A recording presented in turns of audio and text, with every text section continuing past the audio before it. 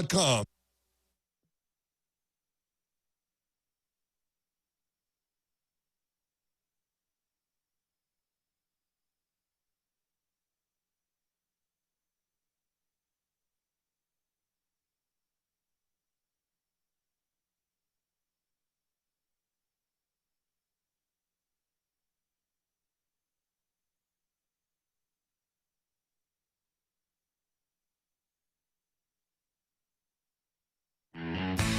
Since 1932, Danner has been building boots that support every step of the job. Our new ground control work boot provides all-day comfort with durable leather, 100% waterproof construction, and a DuraGrip outsole for trustworthy traction on oily, wet, and uneven surfaces. Step with confidence into Danner's ground control work boot, backed by our 30-day comfort guarantee. Learn more at Danner.com.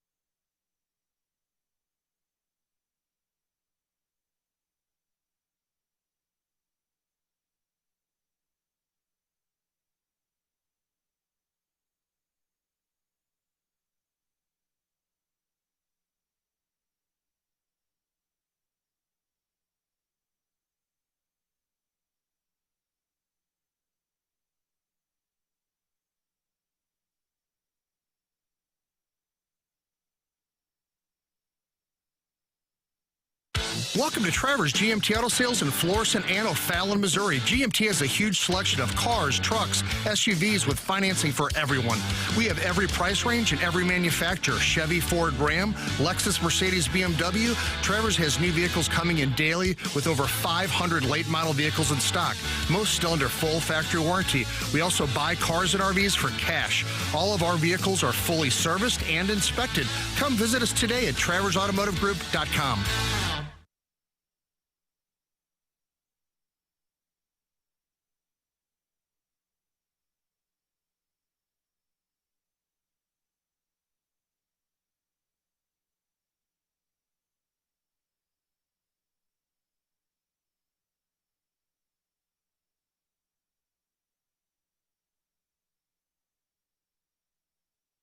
Seven o'clock in St. Louis, you are listening to the Morning After 101 ESPN show presented to you by Brown and Crouppen from the Stiefel Studios. Tim McKernan, Doug Vaughn, Martin Kilcoyne with you on the presentation. Jackson Burkett is on the ones and twos. Chairman Kurt takes your phone calls and your emails. And you're welcome to participate in the program here in the Healthcare Revolution 7 o'clock hour by texting in 314-399-9646. If you don't have a text inbox name, Jackson throughout the week we'll give you your text box name if you politely request it. 314-399-9646. You're welcome to talk it over with other TMA listeners in the Michelob Ultra YouTube chat on the TMA STL YouTube channel. And, of course, call in the Collier and Thompson phone lines, 314-974-0101. Lifetime Roofing, sponsor of the lead story. And Doug Vaughn is charged with that decision every day here on this program. Jackson has it in the Polos Plus dossier as the doggies losing last night in Austin. But in fairness, he did mention 1B being the motorcade coming back from down 3-1. I just don't think either one of those is the lead. To me, it's the Redbirds. 2 out of 3 over the Dodgers. 6 of their last 7. Look how pissed Jackson is. hovering 2 games behind the Cubs? He just hit the dais. Okay, sorry. Colorado scored 9 goals, Doug. I saw that. You don't see that 9-9. often. It was No. 5-5 going into the third. Yeah. And that's not the lead. Where are the Motorcade said tenders? that the Magic made us look in the mirror. It was a wake-up call for Brian Bartow's Pistons. How about that? Well, I'm saying the lead is the Cardinals. Win or lose. Lifetime Roofing, STL.com. They're going to cancel their buy. Oh, gosh. There's a Doug's Choice on Monday, May today, 4th. Yeah, this is where you say, may the 4th be with you. Okay. And then you continue your streak of incelibacy. That's And you come out to a press streaky- conference with a giant lightsaber. That's correct.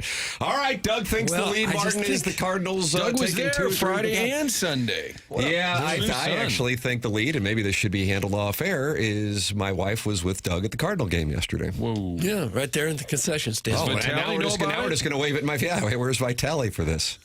Okay. I mean, how are we going to handle this going forward? I thought we were going to do this show for 50 years. May the 4th, Martin. It's the Imperial What March. nerd did that recording? That was me. That's Tim. Yeah, that's on brand. Asked and answered. Doug, would you like to explain it? I mean, Well, it seems like I see the same people wherever I go. What were you getting, if I may ask? What was I getting? Well, yeah, what were you getting? how I was much getting I a hope? bratwurst and a hot dog. Nice. Wow, really? A bratwurst, a hot dog, Went skiing, huh? fries, and a bottle of water. $40. Ooh, value. $40. 2 dogs, fries, and a water. $40. I like sausage as much as the next guy. Okay. Papers. And then I sat down and ate it with my son Nick. And then right behind us there was Anna Marie and your other son, your older son. That's right. Yeah. Yeah, but I mean, it's cucksitch. You think that was something other than just random? Listen, you're over there double fisting cased meat, Exactly. Oh, and you're going to tell me Yep. nothing was going Thank you. sideways. I didn't have. I got a family lawyer right here running the board. Yeah, listen. I did not have both Defense dogs. rests. No, my son had one of the hot dogs, and I had the bratwurst. And that's weird somehow. No, I'm on board. Okay. I went to the game Saturday. Oh, So that was the we game. were all representing. Yeah, we Martin, I'm covered sure it. you were there. I know. I set this one out. Packed. Saturday was the I'm game. telling you. Saturday was packed. Yeah, like bleacher seats, outfield area. I didn't see an empty seat. Really? Truly, Little network action. You got drama in the ninth. Our guy McGreevy that was great. shoving. Yesterday they announced 36,000 some odd. Pretty good crowd. Really good crowd. Yeah, Perfect great day. crowd. Perfect day. Perfect weather all weekend. Yeah. Approved. Yeah. Well, what else could you ask for? The forecast going in about a week ago was not great, but we got great weather, great crowds, and 2 of 3 from the Dodgers. Yesterday's game, Doug, when you weren't enjoying cased meat and my family, I was not canoodling. wasn't much of a game. It's not like May pitched poorly.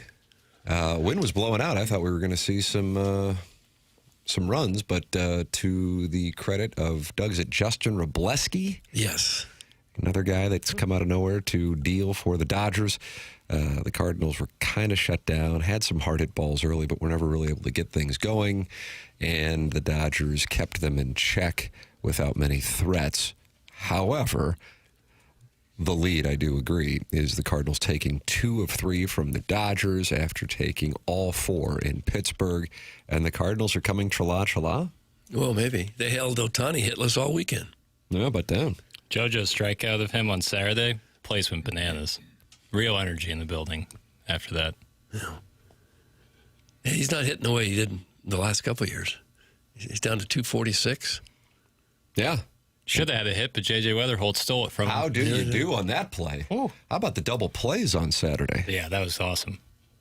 Maybe it was because Tim was there, but the atmosphere at Busch Stadium yesterday was great. It felt like the old days with a full Busch. That's from Josh Bob Bill. And Doug, he shares a building in Tampa with Keisha Gray, friend of the show. Well, it was kind of like the old days yesterday and Saturday and Friday, too. Friday's a pretty good crowd. I hope it comes back in a big way. I hope it's not just the Dodgers. But I think it will. It's got to be competitive, and now it looks like they are. Brewers are here tonight, Doug. You know? Going back? Case meat? No more cased meat. Yeah. I think in a way it's like the team has looked good against some maybe subpar teams, and so it gets people excited. And then when you see them take 2 or 3 over by far the best team in baseball, it's like, okay, this team can actually compete. And that changes things, I think, for fans in their mind. Yeah, I think so. Is it too early to say, because you don't want to be a simp here and say, oh, this guy, they got a chance.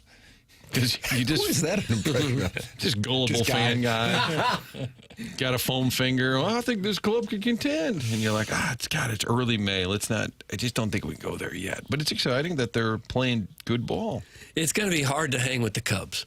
The Cubs look really good to me. There's the wet blanket. I was just about to be gullible guy. Well, it's going to be hard to hang with him, though.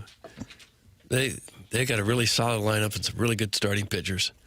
They won 5 in a row at the moment. Hey, we're better than Chicago. Well, I hope so. Well, it's not really fair. They're trying to win, Doug. That's not fair. That would be my pick right now is the Central Division team to beat. What else is there to do in this landlocked town in the summer?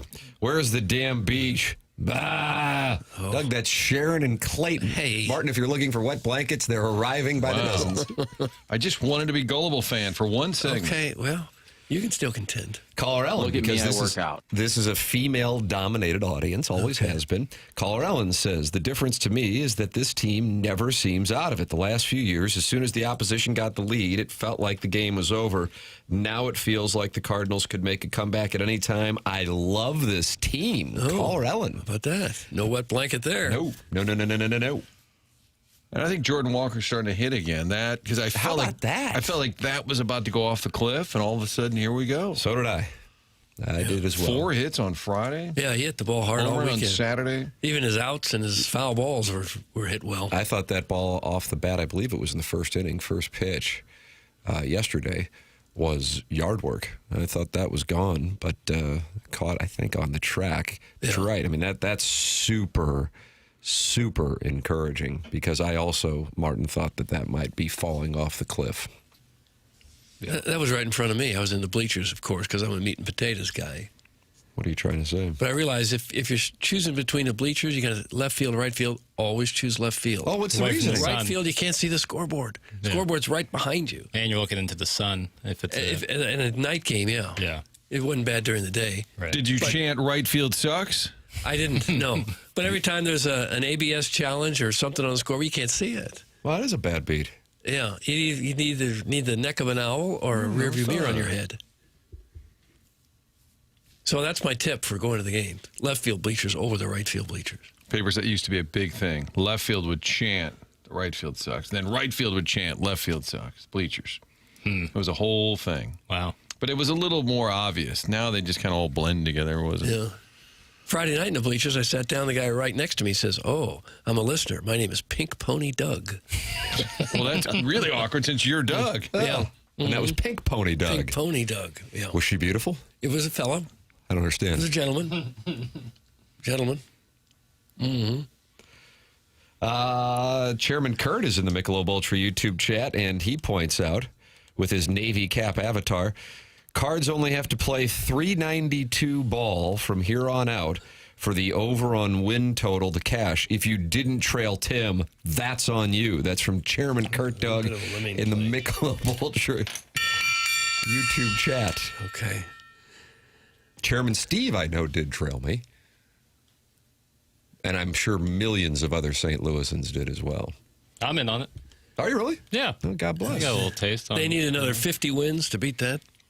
69 wins, wasn't that the over-under? 68 and a half. 68 and a half. Okay. Yeah. 49 more wins would do it. On pace. On pace, Martin. Oh, Martin, yeah. watch this. At this pace. It's kind of unbelievable that the Rockies aren't terrible. The White Sox are not terrible. Things have shifted a little bit. But the Mets are. The Mets are, and the Phillies still kind of are. You think the Mets about to break them off something proper like in Denver, though, huh? Break him off something proper like in Denver. Bruh. No. I said, I don't know. They're I don't about to know. mount that They gotta be Sunday better. charge. They got to be better than what the got rest. 10 games under 500, and nobody in baseball has fewer wins than the New York Mets, and nobody in baseball has a higher payroll than the New York Mets. Serves Hello, them everybody. right. Serves them right. They are not meat and potatoes players. A lot of Dodger fans in the ballpark. Yeah. How about that? Yeah. You think that? What do you think that's about? I think that is about people within a 4-hour radius who are fans of the Dodgers because they've been this kind of juggernaut for a good long while now. And they travel, like the people sitting next to us Saturday, Dodger fans from Jeff City, and drove in for the whole weekend for it. I think No there's a decent affiliation amount to of that. California. L.A. didn't move here. I think they That's said not that just angry Kansas City fan who will cheer against whoever a St. Louis team is playing, even though we have cucked for the Chiefs. did not notice that. Have noticed the cucking for the Chiefs. But I think the person said like their family's from L.A., but they've moved There's to Jeff some City. connection here. Yeah. But I think it's just such a big national brand. I think you see the same thing when the Yankees come to town. I would guess wherever the Dodgers play, there's a large percentage of people showing up. Cardinals travel pretty well, too, actually. You guys ever been to a road trip for the Cardinal game just as a fan? Sure, of course.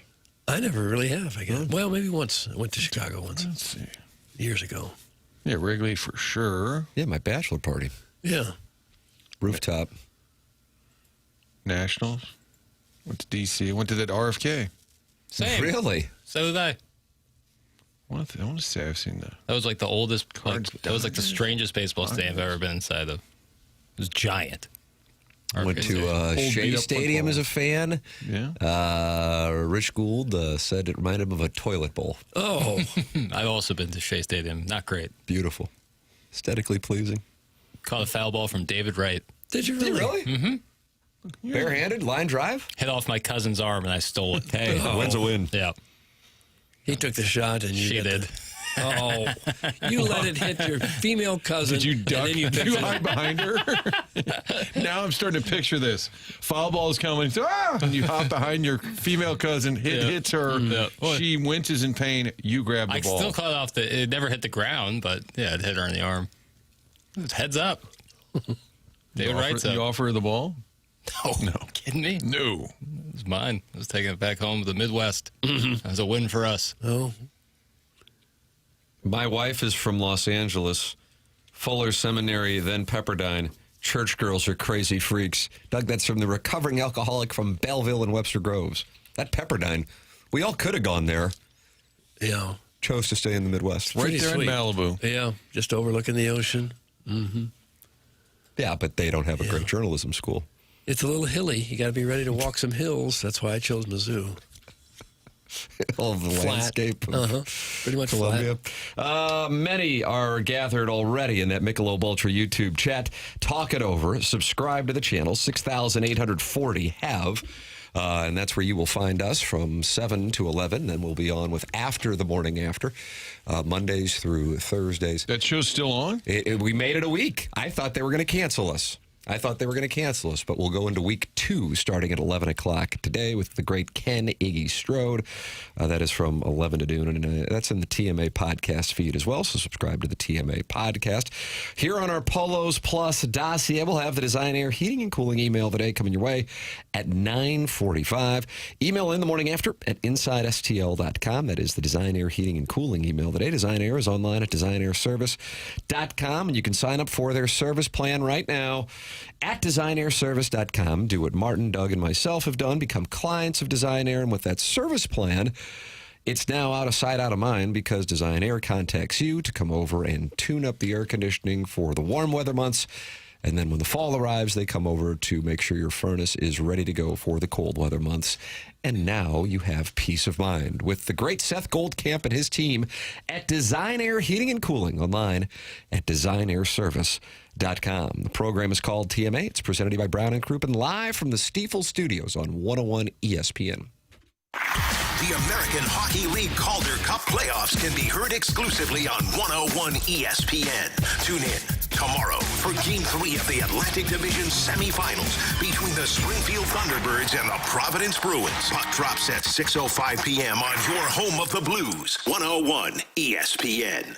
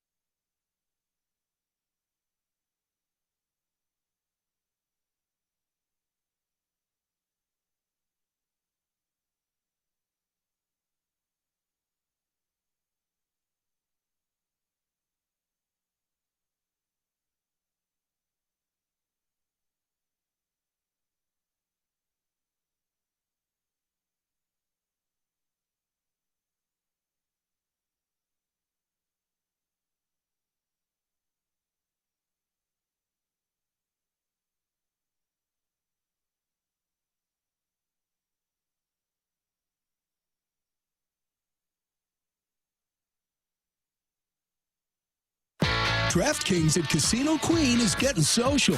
Stop in and indulge in Bridgeway's daily social hour from 4 to 6 p.m. Tuesday through Saturday. 5 specialty cocktails and 5 chef-selected appetizers for just $5 each. You don't have to wait for the weekend to get social. Play, stay, and dine at DraftKings at Casino Queen. Must be 21. Gambling problem? Call 1-800-GAMBLER.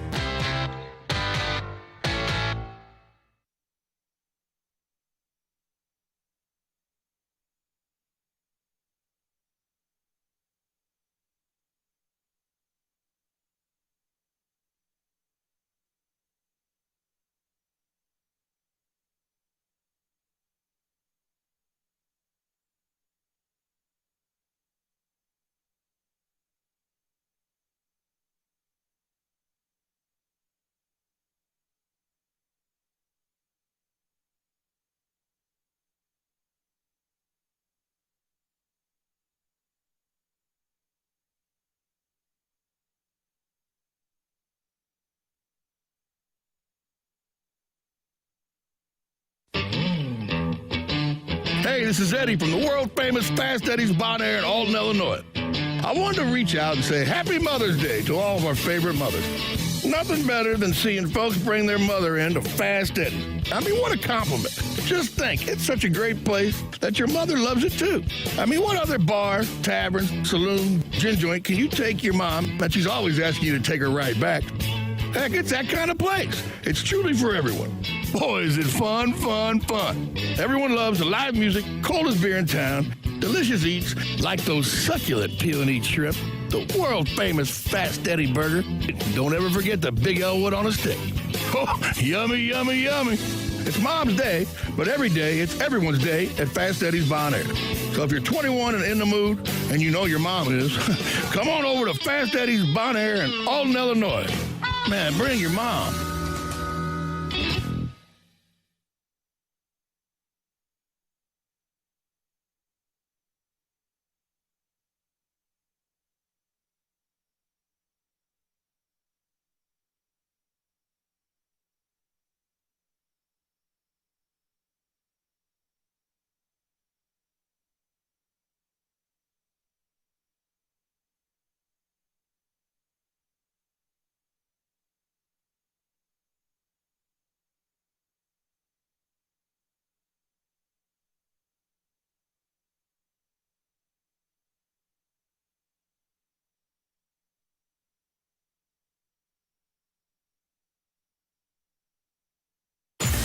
Open up your 101 mobile app for your shot to score tickets to Jamie Johnson, performing June 11th at Chesterfield Amphitheater. Get all the ticket details and enter to win those free tickets for Jamie Johnson right now at 101ESPN.com or on your 101 mobile app, powered by Dobbs Tire and Auto Centers.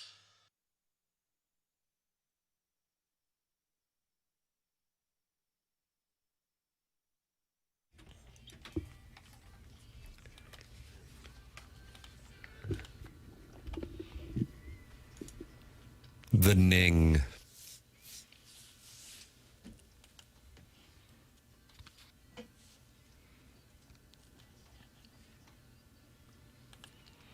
The Giants and their offense. Well, that Tony Vitello is starting to catch some heat. You know what I noticed on the old X the other night was Michael Wellington hopping in there and going after some Giants fans. He's a little close to the flame there. He's a Tony Vitello guy, and somebody was blasting a decision in the game against the Phillies. He pitched to Schwarber or whatever, and Wellington said, "Hey, Giants talk, you're better than this." The reason he did it was he is all in on it. Yeah, it's not going real well out there. They got a real offensive situation going on with Doug, do you call them El Gigantes? I don't usually. Just call them the Giants. Mets own Tony Vitello. How about the fact the Canadiens goalie Jakob Dobesch went to DeSmet? Fire up DeSmet. Under the radar, and I was trying to figure out, I don't remember his story at all. He moved here from Czechia to live with Lubos Partechko. And I said to Doug in the break, that would have been 16, 17 years after Bartechko played for the Blues. I guess, still living here. And this kid came and lived with Lubos, went to DeSmet, and there he is, in net for Montreal. Yeah, he's had a heck of a year, too.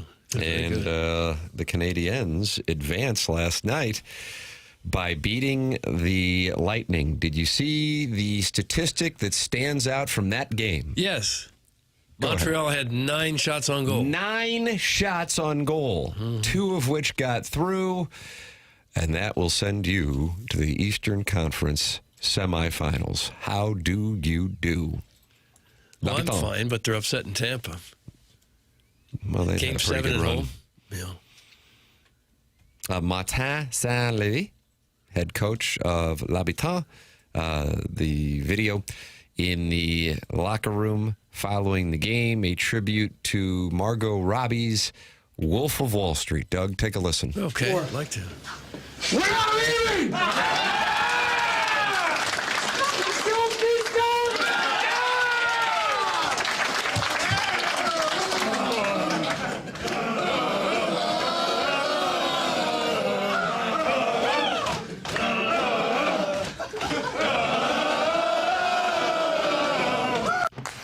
Well, you might recall that scene with Matthew McConaughey and Leonardo DiCaprio. They were having a little lunch.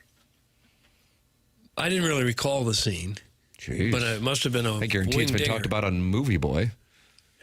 Pretty memorable scene. Okay, but I didn't see it. It was a big part of the reconnaissance. Oh, gosh. McConnaissance? Yeah. Matthew McConaughey had a renaissance? Yeah, True Detective, and then Wolf of Wall Street, Dallas Buyers Club, and all of a sudden he's back. Reconnaissance. Yeah, out of the Okay. rom-com jail. Has he done anything lately? Out like of the last few? rom-com jail. I don't know on that. I don't know. Whether he's done anything lately. And he played the bongos naked? Or the drums? Oh. What? I mean, he did. I don't know. I missed that, too. Jeez. Just trying to figure out what the Canadians were doing. Jeez. Here is Martin Saint-Lévy talking about the win and the locker room performance of the reconnaissance. Yeah, Marty, there's footage after the game of you running into the dressing room and pounding your chest in front of your players like that. They're all screaming. Just, you know, some of them were just the origins of that, and your players are saying, like, you have a special bond with them. Like, I don't know if Torts has ever done that, but we haven't seen any footage of it. And just, you know, how you can sell, the relationship you have with your players, and what a special moment that was, because one of the most special moments you had in your career was just down the hall in the other dressing room. Yeah, I mean, I feel like you can't take the player out of me a little bit, right? And I try to, I don't try to be in the locker room a lot. Like, to me, this is their space. It's their team. It's not my team. I'm trying to steer them. But every now and then I've had moments with them, and I try to pick my spot. And obviously, like a night like tonight, you know, I wanted to be with them, and we had some fun. Off the crossbar there. So you now, Doug, your final 8 in the Stanley Cup playoffs are set. Buffalo going up against Montreal. By the time they play Game 1, Carolina and Philadelphia will have played 2. Hurricanes leading that series 1-0. The Avs and the Wild, as we mentioned in the opening segment here on the program, which may have been the lifetime roofing lead. Avalanche winning 9-6 last night. And then VGK will take on Joel Quenneville in the other Western Conference semifinal. The Blues' goal to get back there, and they took a step on Friday by signing Dylan Holloway to an extension. How do you do? Well, I'm fine. Not as good as him. He's in really good shape. He's a cornerstone part of the franchise now, something they really had to do. It's nice that they did it. Got him in the fold there for a few years, build around him. He's still very young. Yeah. At the season-ending presser, Army said something about, well, we just need to see him play a full year. And I thought that was a sign that they may not do the old lock-up deal, but that changed. Certainly, down the stretch, those guys were so good. Snuggerud, Holloway, Thomas.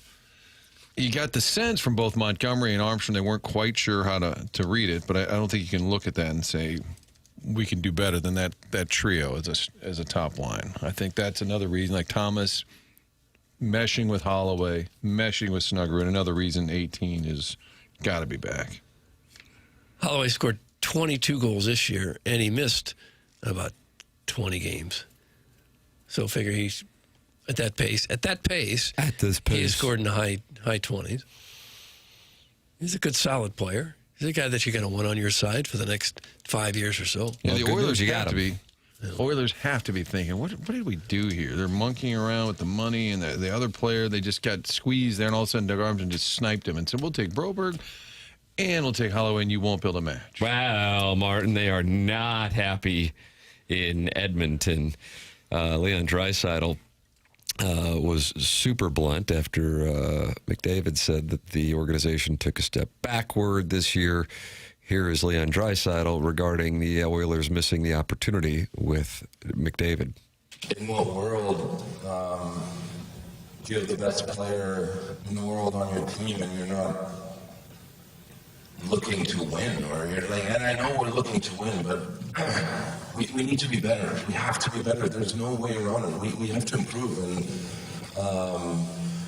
you know, he signed for 2 more years, and God knows where that goes, but we have 2 years here right now. As of right now, we have 2 years, and we have to get significantly better. A brief message to Canadian media. Let's work on our microphones up there. Wow. You had in Montreal overmodulated to the nth degree. Damn near blew out my speakers when I was recording this morning. And then you give Draisaitl the Optimus Prime mic there. Not going to work. We got to do better. That audio was recorded with a toaster. That's from the Maplewood Mud Muffler. Yeah, you're preaching to the choir there. You're really unhappy. We can be better. And we can give McDavid a long-term contract, and we can get a real microphone in front of Leon Draisaitl. Both things are possible. Absolutely. And was Draisaitl the one who got into it with the reporter, or was that Sure McDavid? did. Give me a moment, Martin. Yeah. Because he can get... I think that's what got So What'd Your Grandma Think going. No, it did not. I apologize. Penny Hardaway. Penny Hardaway. Was it a Magic soundbite or a Memphis soundbite? Memphis. The fact that he is making less than Kyrou is criminal. That's from Harrison's brother master.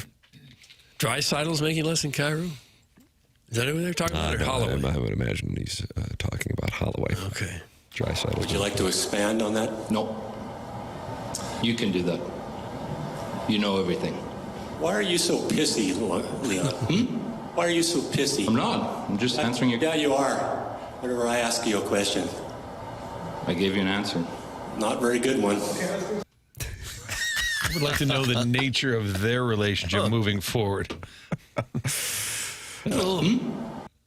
That is my favorite part of the whole clip. It's so condescending. You shouldn't talk about Canadian media, Jackson. Every time there's a remote, the show's barely even on the air. That's from Harrison's brother master. Gosh. And it looks like he is ready to go this Monday morning. Mm-hmm. Yeah, but when it is on the air, it sounds good. How about that? And I believe we will be doing a remote broadcast a week from Friday for the Dotem. Yeah. Oh, that's right. What time are balls in the air? Great question, Tim. It's a Friday, so we will not have after the morning after. That's right. I assume 10:30 or 10:30, right? Because last year we did it 11:30. Well, 11:30 Eastern. Central? Eastern? last year we did it, I think, at 10:30. I don't think he knows, Tim, is the answer. Which is fair. You don't have to know. I crowdsourced. I'm I'm not sure. What time is the Dotem? That's going to come back. Guy's going to help us out. And then it's going to say, what is the Dotem? They may have free health care, but their audio-video equipment sucks. Stick to maple syrup, and we'll handle the capitalism, Doug. That's from Little Tommy Tribbins. I don't know that you can judge a whole nation based on one reporter not getting his microphone close enough to the interview subject. But it does seem to be a thing, doesn't it, Jackson? The audio often coming from there. That is not Montreal good. audio sounded terrible, too. It sounded like the reporter was asking the mic was in his esophagus. Oh. The Dotem tournament presented by 101 ESPN scheduled for Friday, May 15th, with events running from approximately 10:30 a.m. to 6 p.m. This is according to AI. How about that? Artificial intelligence knows. We don't. AI does. That's great. Maybe they can hold the whole tournament without us. No. I would think if it started at 11:30, then we could all start right when it begins. And it's over by, 4:30 or 5? Everybody eats and they're done by 6. Donut Drive-In, Lee's Famous Recipe Chicken, Texas Roadhouse, Cutwater. Have Iggs come down. He and I will do you guys get out and hit him, and we'll just finish it out. Nice. I'll find out. There's the answer, Doug. Okay. Now we've got our answer. I'm on the official page here, and it's The Dotem. The Dotem's official page, thedotem.com. and it's not clear. No, no. Sorry. Hey, Tim, just let me know when you want to do the Cadillac Championship recap. Daddy won some money this weekend. That's Doug's jockstrap, and I gather that's his thank you note to me.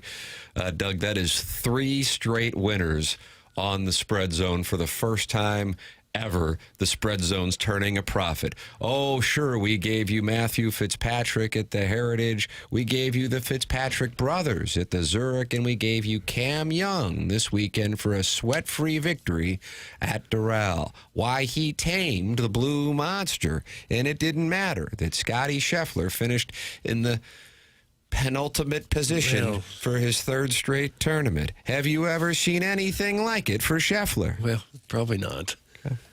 There's your Cadillac, whatever the hell that thing was called that nobody showed up to, but it was a signature event. Congratulations to Cam Young. Ever since he got his roommate at Wake Forest reading putts for him, that guy's a wizard, huh? Really? He made $3.6 million. Nice hit. Nice hit. They had cars standing on top of the lake there. Thought that was pretty cool. Well, there's something under the car besides water. Not necessarily. Yeah, you sure about that? Well, I'm pretty sure. Talk Kentucky Derby! Oh. It's in the 618. Okay. The Puma didn't run. Golden Tempo, was that the name of the horse?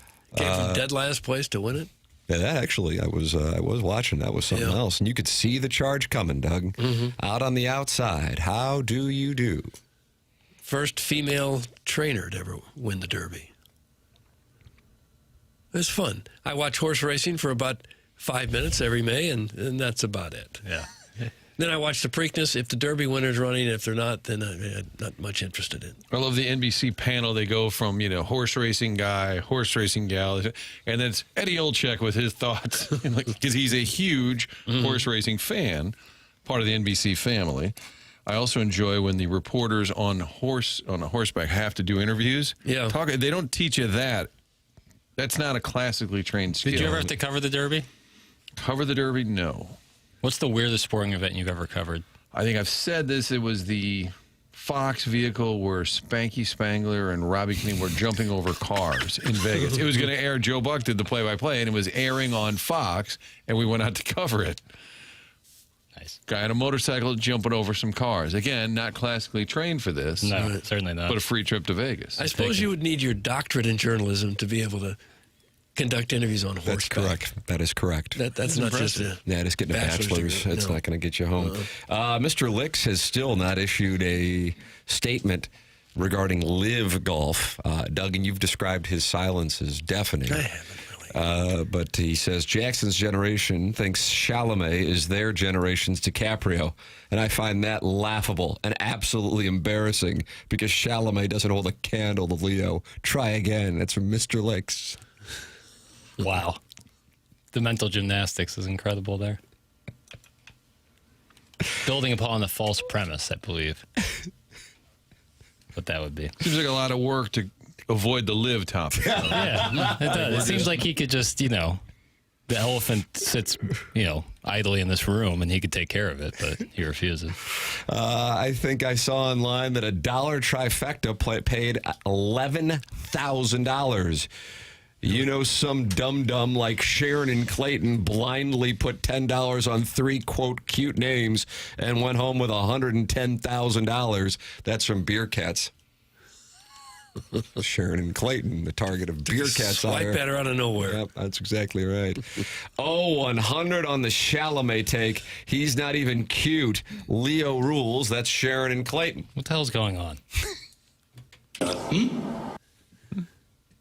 Doug, great news. Michael Wellington is on the Callier and Thompson phone lines to talk about his Twitter tweets regarding Tony Vitello. It's always wonderful to talk it over with the great Michael Wellington. And Doug, did you see Bo Van Pelt's finish yesterday? No. He finished 21st. Okay, I didn't see it. Good morning. That's who Michael Caddy's for. Morning, Michael. Hello. Can you hear me okay? I got a new speakerphone. Yeah, barely. It's like a Canadian hockey press conference. Feel free. Well, first of all, want to thank everybody at Hubbard and TMA for including Birdies for Bipolar and the Dotem. It's Michael's charity, Doug. That's our charity partner this year. Birdies for Bipolar, the Dotem, a week from Friday. Maybe Michael knows when the tea time is. Are you still there? No, he actually just dropped. It was just a brief thank you. That's all it was. Lick, stop trying to deflect the live issue by glomming onto some white-haired, prepubescent radio coffee boy. How did I take a stray there? Worse than what's wacko. How did I take a stray? Wellington's back. Michael Wellington is back. We just had a sidetrack for the horse and woods wacko. Yeah, a brief smashing of my skull. Michael, you're back on 101 ESPN with Doug Vaughn. That's on me, boys. That's my technology issues. You sound good now. Hello? Martin. We can't hear. Yes. Martin, I heard you mention the tweeting and the situation. I mean, would you guys walk Schwarber to get to Harper? I don't remember all the specifics. I only saw the tweet, but I enjoyed the fact that you said to the guy, "You're better than this." Well, I've been following him, and he's pretty strong. He's usually very supportive, but he was questioning, pitching to Kyle Schwarber, and he didn't. I guess he didn't realize Harper was waiting in the on-deck circle. Okay, and that was a big issue in San Francisco. Have any of the Giant fans figured out that you're a little close to the flame here? Do you go back and forth often? I don't know if they know or not. I mean, certainly I'm trying to support. I try to be reasonable, but those fans out there are a bit rabid. I think a number of them didn't like the hire from the get-go, so the fact that they are struggling like they are gives those who were in that mindset from the beginning the license to go after him. That's my read on the situation. And some people around baseball who are like, oh, this will never work, going from Knoxville to the major leagues. Yeah, I mean, I don't know if Whitey Herzog could help the corner infielders and the shortstop hit any better. I mean, they're all making over $20 million a year, and they're struggling to say the least. The pitching's been very good. To shift real quickly, I do want to admit that I need to eat some crow about Jordan Walker. Tip of the cap to him for doing whatever he did in the off season, and boy, he's having a heck of a year. He is. It's unbelievable what's going on. Yeah.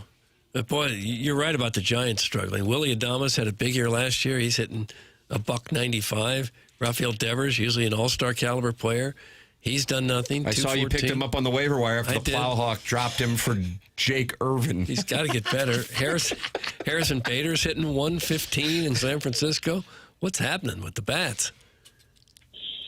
Yeah, I mean, I personally hope that Harrison Bader never sees the field for that team. I was never a huge believer in him when he was a Cardinal.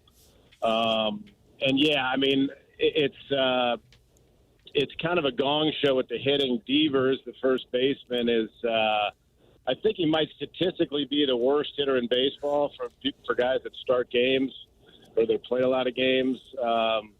So, yeah, I don't know. I think they might bring up Bryce Eldridge, maybe put him in the DH slot. But, yeah, they just need some hitting. The pitching's been pretty strong overall. Bullpen been better than expected. So we'll obviously monitor and see what happens. You get free tickets when you go out there and free parking? I did go to some spring training games. That was cool. I went to Tony's first win against the Padres in San Diego. That was cool. Yes, tickets are gratis, and parking you got to find on your own, though. Oh, no. That'll keep Doug from going. Gosh, that's tough. Yeah, That's especially a tough bit, especially in that area. What is on the itinerary this week for the PGA Tour champions? Well, you guys catch me driving from Baton Rouge, Louisiana to Houston. We play at the Woodlands in Woodlands Country Club tournament course and just north of Houston. And it's the Insperity Championship. You may know that Tiger Woods is sponsored by Insperity now. We were hoping to have him in the field, but apparently we will not have him in the field. That'd be a big surprise if he showed up, wouldn't it? I think so. I think it's a 90-day plus kind of situation. What's that route? Baton Rouge to Houston. You going through the Bayou? What's it, about 4 or 5 hours? Bingo. Yeah, it's like 4.5 straight down I-10. Very easy drive. Had to get out of Baton Rouge early because traffic there is an absolute circus. Your guy's going to win, isn't he? He's going to win at some point, is what I mean. Yeah, I think he can win, man. This guy is just loaded with talent. He is probably, I'd put him up as the longest hitter on this tour. I know the stats may have him like third or fourth, but I mean, every once in a while he'll just hit one that goes like 310 in the air and kind of averages around 295 in the air with no adrenaline on the driving range with the track man. Timmy, I know you like those numbers. Yeah, I'm dialed in right now. But, yeah, I mean, this guy's really, really talented. He's got that Oklahoma State golf background. It seems like a lot of guys that go to Oklahoma State are just they're just equipped to win. And, yeah, this guy's a great dude, Midwestern guy, plays out of Tulsa at Southern Hills. But, like, kind of a guy – this is all you need to know about Bo Van Pelt. When he was in late high school, early college – he dove into a Pearl Jam mosh pit at a concert and came out with his shirt ripped off. So he's my kind of guy. How about that? That's Bo Van Pelt. You're not related to Brad Van Pelt, is he? What about Scott Van Pelt? Alex. Not related to, I don't know Brad, not related to Scott Van Pelt, but they are very friendly over the years. Oh, I think Brad was a football player, right? Giants? Can you ask Wellington about Nagel's new course record at Persimmon Woods? It's from Snoozy. Doug, we vanquished Chris Nagel, so I mean, if Nagel can do it, the 5 of us can do it. Right. What a day that was. What did he shoot over there? I don't know. I just got a text from Snoozy who says he set a course record at Persimmon Woods recently. Yeah, I mean, you know, if the guy gets going, he can shoot 59. I mean, that's how good he is. You mentioned Tiger Woods a moment ago. You think he'll ever be back playing again at the highest level? You think we may have possibly seen the last of him as a competitor? I mean, you may have seen the last of him on the regular tour because, I mean, unless maybe the Masters, he could probably play the Masters again. But I don't think he wants what's going on right now to be the final chapter, but I don't know. I mean, you know, there's a couple guys that are close to him. One that I heard a conversation. His nickname is Boom Boom. I won't use any names, but right. He wasn't sure if we ever see him again. Wow. Which is sad because, you know, on the common sense level, you know, you wonder how he keeps getting into a car, but I mean that just tells you how aggressive addiction is.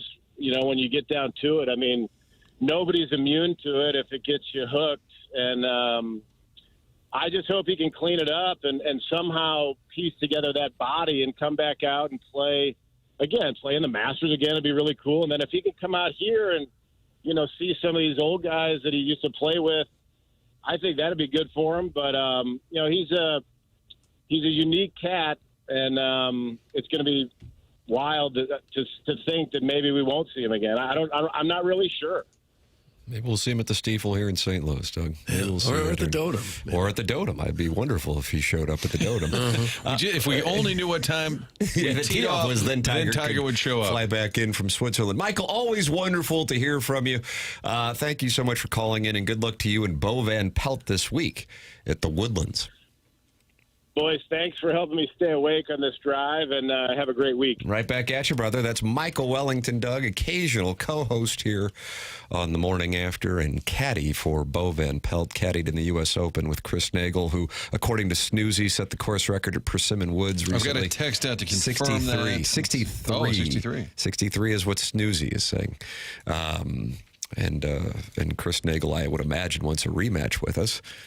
So, you know, just let us know when and where. Yeah. And our games are always kept at a very high level. Yeah. Assuming it's St. Louis Country Club, kind of where Jackson, it's in his deal. That's the only place he plays. I don't blame him. You're welcome to get involved. 314-399-9646. That's how you can text into this program. Or you can call in like Michael Wellington did, 314-974-0101. Open up your YouTube app, subscribe to the TMA channel, and you can talk it over with Scorsy, Walrus King, and Too Fat to Kayak and the Michelob Ultra. YouTube chat. The program is called The Morning After. It's presented to you by Brown and Crouppen on 101 ESPN.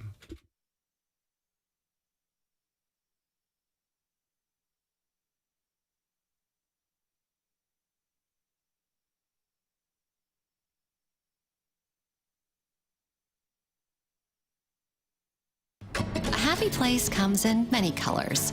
Whatever your color, bring happiness home with CertaPro Painters and make your happy place your home.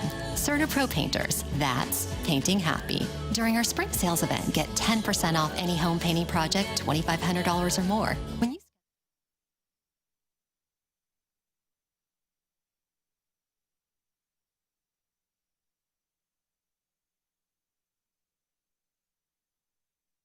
In the market for a new vehicle, head to AutoLoanPro.com. Doesn't matter what the situation, what your circumstance, they guarantee they'll get you the best rate possible, and they can do that because they work with over 50 different lenders. They've got a great selection of cars on the site, and they'll make sure you can do it for little or no money down. That's what they're all about at Auto Loan Pro. Financing a car gets a little different, all difficult sometimes, or different.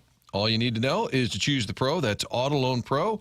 Part of the Lita family. Great website with the cars on there as well as that free playbook, something they put together for you to understand better how the credit industry works. So they're going to help you fix your credit and also get you into a new vehicle. AutoLoanPro.com. It's all right there, the cars, the information, the playbook, so you can get that car no matter what that situation. Don't get stressed out about it. Pick out the car online, get the financing, all of it. One spot, AutoLoanPro.com.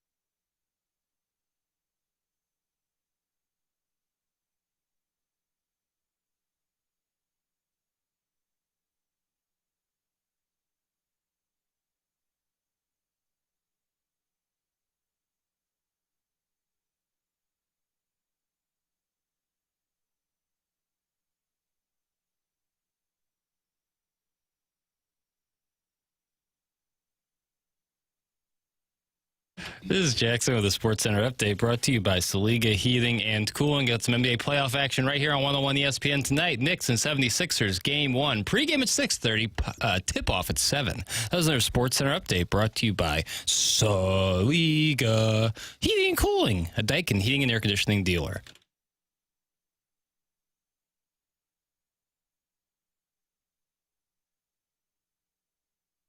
Ba-da, ba-da.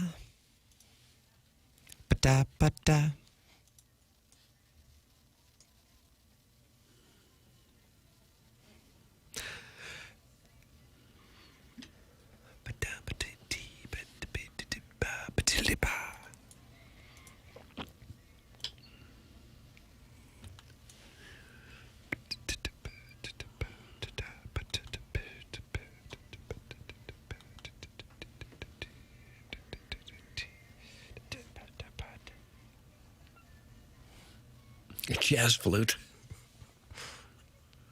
This is what should be playing at Busch Stadium right as the Cardinals win and walk off the field. Didn't you hear Chip Carey? Play Skinnerd. Is that what he said? That's right. That's right. I'd play this. All right. Guess we could put out a Gallup poll. Okay. It's TMA 101 ESPN. We are in the Healthcare Evolution 7 o'clock hour here on the Morning After, a program that welcomes you to participate by texting into the Air Comfort Service. Text inbox 314-399-9646. If you do not have a name in the text inbox, now through Friday's program, Jackson will update it, and that increases your chances of being read exponentially. 314-399-9646. You are also welcome to call in to our Callier and Thompson phone lines at 314-974-0101. And, of course, open up your YouTube app, type in TMA STL, subscribe to the channel, and then know about 300 friends are in there talking it over right now in the Michelob Ultra YouTube chat. If you want real answers to an injury and same-day pain relief, Healthcare Evolution delivers those real answers and same-day pain relief for most of your medical issues. No waiting on appointments, no waiting on answers, no insurance hassles.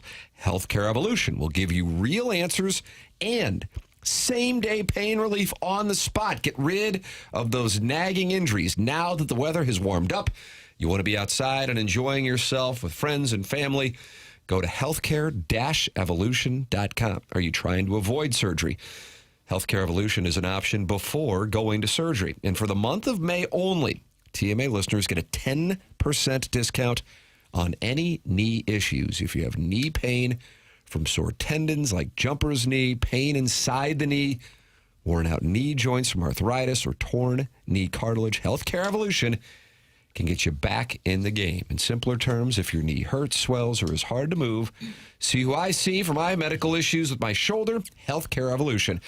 Go to healthcare-evolution.com and see firsthand the same benefits I've received from Healthcare Evolution. Don't forget, TMA listeners get 10% off all knee issues this month, only healthcare-evolution.com.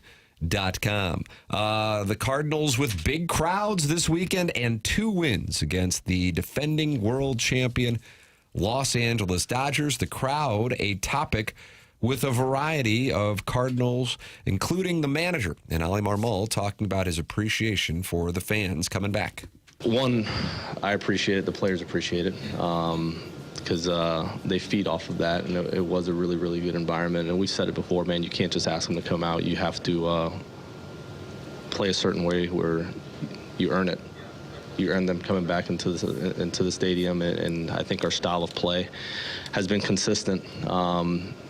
This city is used to seeing a certain style of baseball, and you got to be clean defensively. You got to run the bases hard. You got to play the game all 9.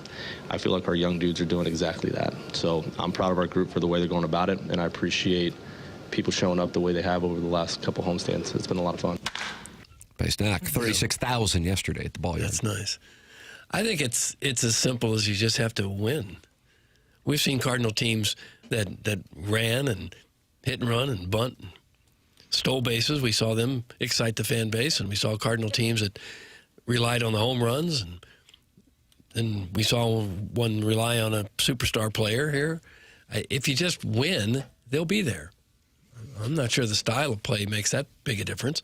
Just have a good competitive team, and that'll do it. I think familiarity, too. You know who Wynn is. These guys have been around a little bit. Burleson, you get to know him a little bit as a player.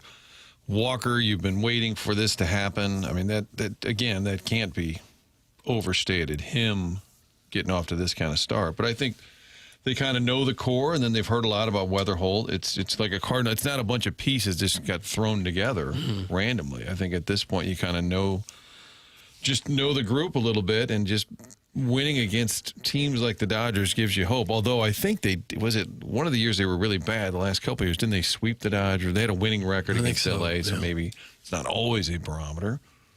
But I think, fans have bought in early this season. It's not even summer. My thought was just get to June and be around 500, and you got a chance to get people re-engaged. But I'll tell you, our guy McGreevy, every time out, he gives you a very winnable start.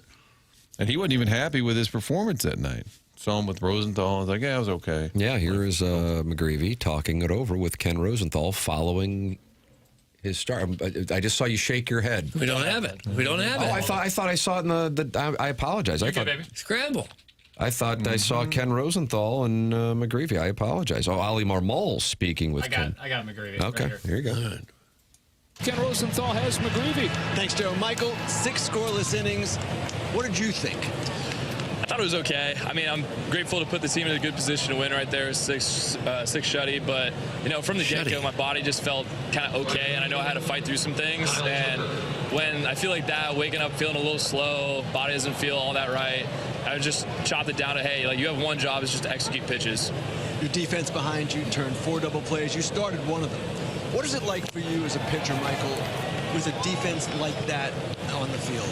Yeah, I mean, the year I got drafted, I think that's the year the Cardinals won 6 gold gloves. And so I came into the organization thinking, sweet, I'm already a ground ball guy. There's going to be a lot of outs being made. And today, I mean, the defense on display was just unbelievable.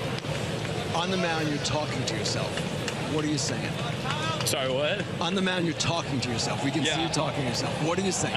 Nothing that I could say on air, that's for sure. A lot of just angry words at myself, trying to get myself back in there, especially days where I don't feel the best, just want to get back in the zone. Michael, it worked out pretty well. Thanks a lot. Thank you. There it is. Sorry, Papers. You're good. I've never seen you that angry in 5.5 years. But you did have a McGreevy shot listed. Yes. Clip. But it was just not that one. Marmol with Rosenthal It's all good. on Jordan Walker. It's easy for me to find. When some like Fox does a game and they're out there putting clips up, really easy to find. Sometimes some other clips are hard. Fox is easy. McGreevy is the dude. Smart, talented, a leader, representing the team with the union. I love this kid. He's baby Waino. That's from Lisa. Maybe she's getting back on board with the Cardinals. She doesn't like Ollie Martin, but maybe she's on board with McGreevy. You pitch the contact guy, and you have a real good defense behind you, and that changeup he throws is nasty. Yeah, and he's very humble because he pitched a great 6 innings against one of the best lineups in baseball. Yeah. I guess he didn't want to go on national TV and say, yeah, boy, I was really dealing out there tonight.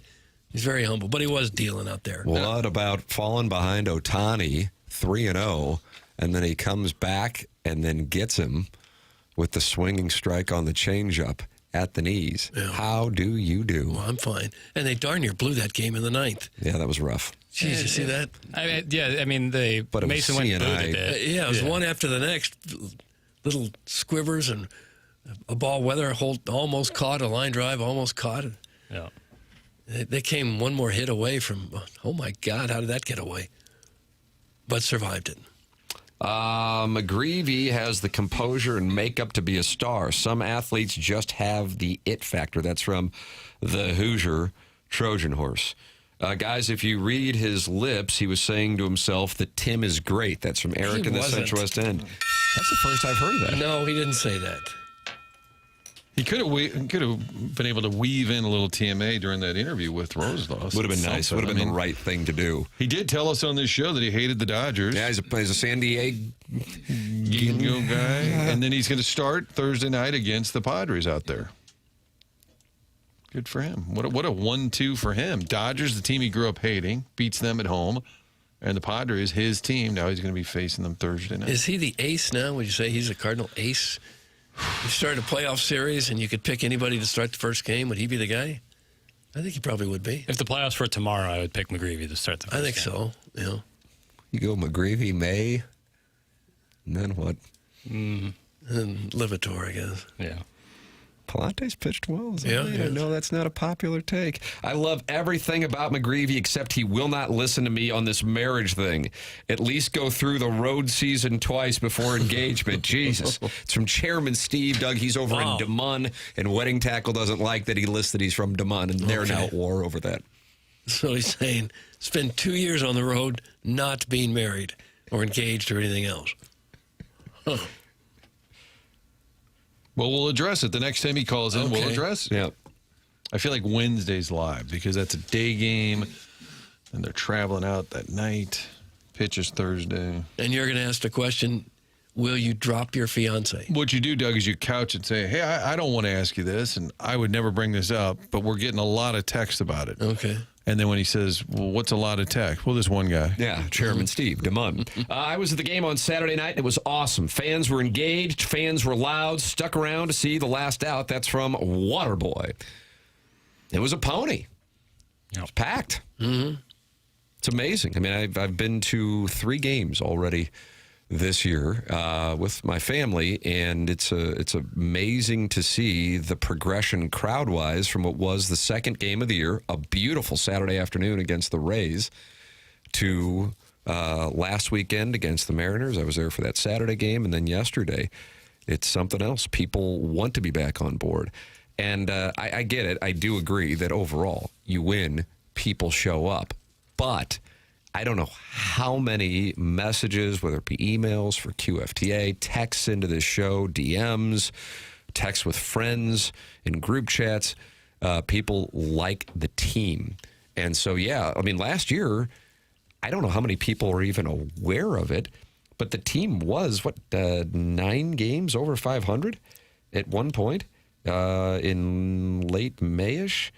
And, there were some crowds. There was a 37,000 crowd when they were taking on Arizona in late May last year. But I get the sense that people are buying in because of the manner with which they play, and also the feeling that even when they're down, they're not out because of the comebacks. There's some likability, there's some personality, and also I think because you don't have, whether it be a veteran presence that just by the mere presence causes people to be uncomfortable, or the ignorance that comes with youth and nobody really having made generational wealth yet, that there's a fun element to it that makes them relatable to the fan base, and that is refreshing because that isn't what you've seen recently.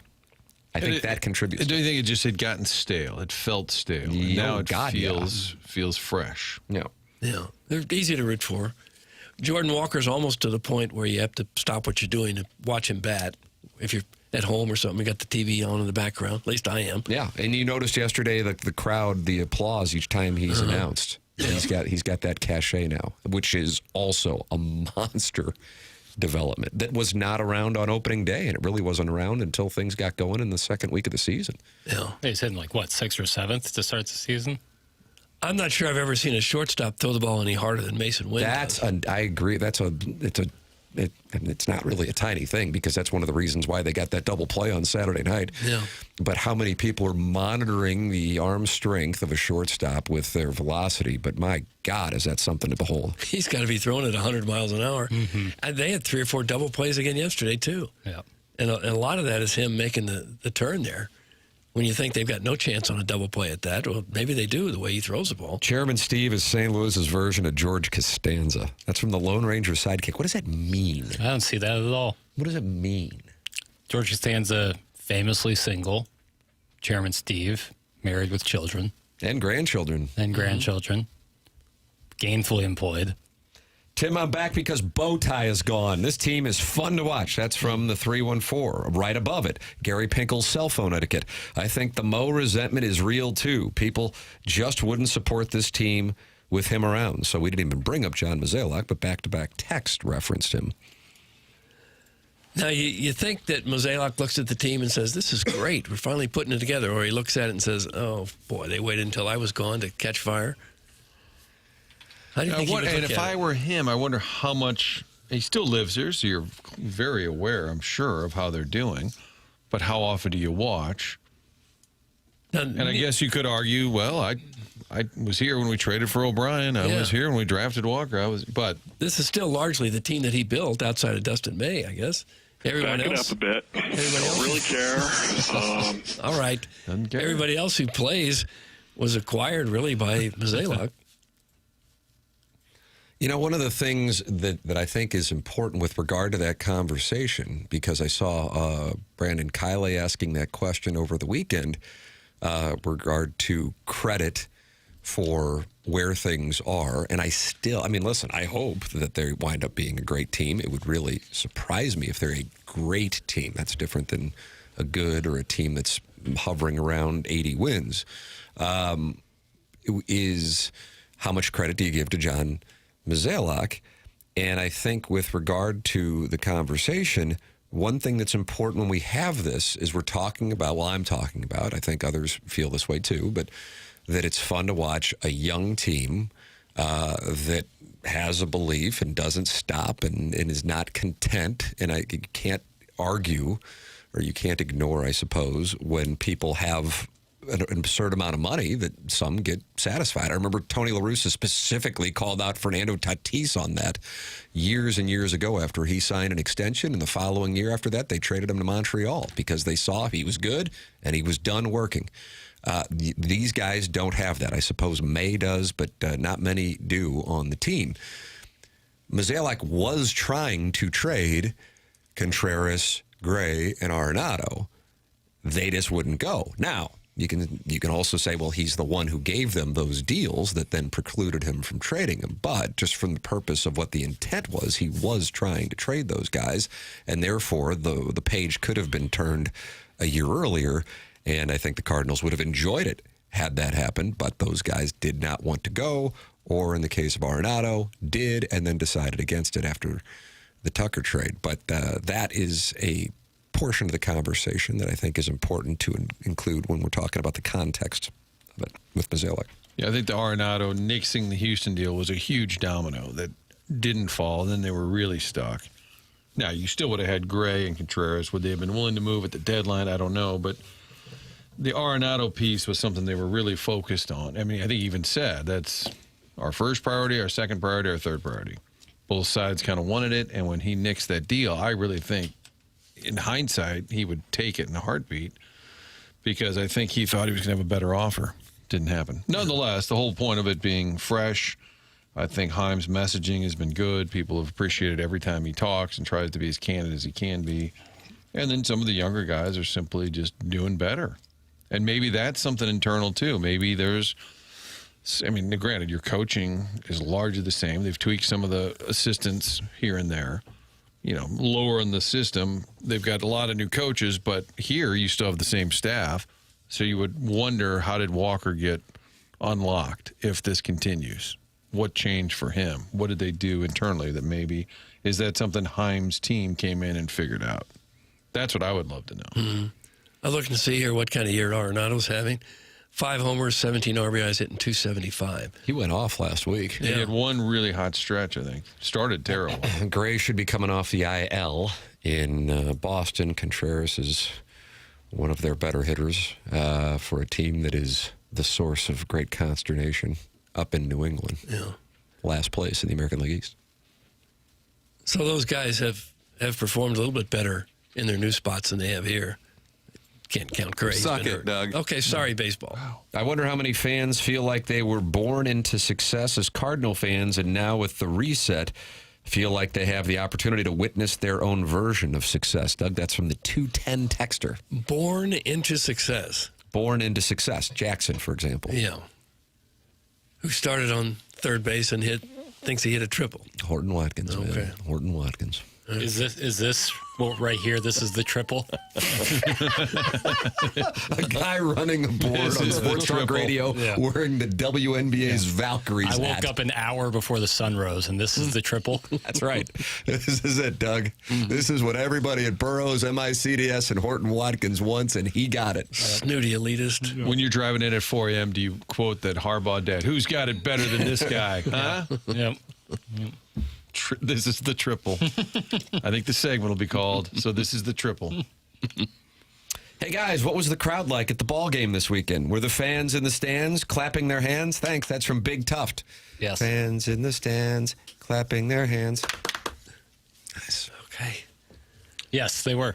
Yeah, How about the wave? Anybody see a wave? Oh, yeah. No. The wave came through yesterday. All right. I had a guy behind. We were sitting in the. You had the wave starter near you? No, sitting in the right field stands. It was pretty much like behind the bullpen, and the guy behind me the entire night just screaming at Kyle Tucker, like deep voice, yelling as hard as he could at Kyle Tucker. Just like he's like, if he just turns around once, I'll stop. I'm like, this guy is making $60 million this year. He's probably played in 1,000 Major League Baseball games. You think this is the first time he's ever been heckled, and you really think he's going to turn around and say something to, like, it was so annoying. What was the theme? Annoying. Was he say you're overpaid? Yeah, you shouldn't have left the Cubs back. Yeah, like really loud. And it's like, oh my God, dude, so embarrassing. I wonder if that impacted Tucker's play this weekend. Yeah, he's like, oh no, some big fellow with a goatee is screaming at me. Now, hold on a second. Why did the goatee just take a right there? It was chunky. Why did the gentleman's size and goatee have anything to do with his messaging to Kyle Tucker, who probably didn't sleep well last night after Right, that's the thing. It's like one thing to do it a couple of times, to do it every single time. And what did you turn around and say to him, boy? I didn't say a damn thing. I'm not going to get into this. What did Private Citizen Pete say then? Everyone's like, this guy's embarrassing himself. What about the beautiful woman he was with? No, it was all dudes. It was a row of 6 gentlemen. That is hot. It was a row of 6 gentlemen. That seemed like a lousy way to spend your night. 100%. To buy a ticket and just scream at somebody the whole time. Yeah, again, like it's one thing, I don't know. Kyle Tucker, the guy has made out like an absolute bandit. Yeah. And done nothing this year. No, he's really not. He's on third. Yeah, but he's making $60 million. Hell hath no fury like a drunk fat in the bleachers. That's from Sharon and Clayton. Doesn't sound like she enjoys it. That's the truth right there. So you are in an alliance with Sharon. And on this take, yeah. It's just that I agree with Doug. It's what a way to spend your evening. Yeah, it's just, what joy do you get out of that? And it's one thing if you're like saying funny things, but like saying like, you're a slow pitch softball player. Oh, sick. Right. It's like sick. Yeah. Slow pitch softball player makes $60 million this year. I guarantee you the heckler was wearing a 30A T-shirt. That's from the Hunchback of Vaughn Castle. No. Sounds a little fancy for your guy. I've often said it, but it was more in the line of last year's shorts and this year's ass. Is that an original? No. God, no. Last year's shorts, this year's ass. I think I would have been tempted to just say, I don't know if he's hearing you. I think he gets the message. I think I'd have to it's ruining your experience, was it not? Not ruining it. It's just like you feel bad. You're like, man, you are now the guy. And little did he know that little Jackie Papers was in front of him, ready to relay this. Yeah, and tell everybody on Monday Wish he morning. would call in right now. Yeah, call in. I'm that goateed big fella you're talking about. He seems like a nice enough guy. Oh, here we go. Okay, walk it back. You're welcome to get involved as well, especially if you were the goateed big guy that was going after Kyle Tucker. And this was Saturday's game, Jackson? Saturday's game. Saturday evening at Busch Stadium. 314-974-0101. Callier and Thompson phone lines.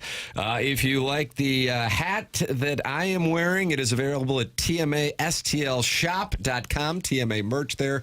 And the Navy Caps on the Road shirt we're hoping to get out to the market this week. If you like Jackson's hat, where can people get that Valkyries hat?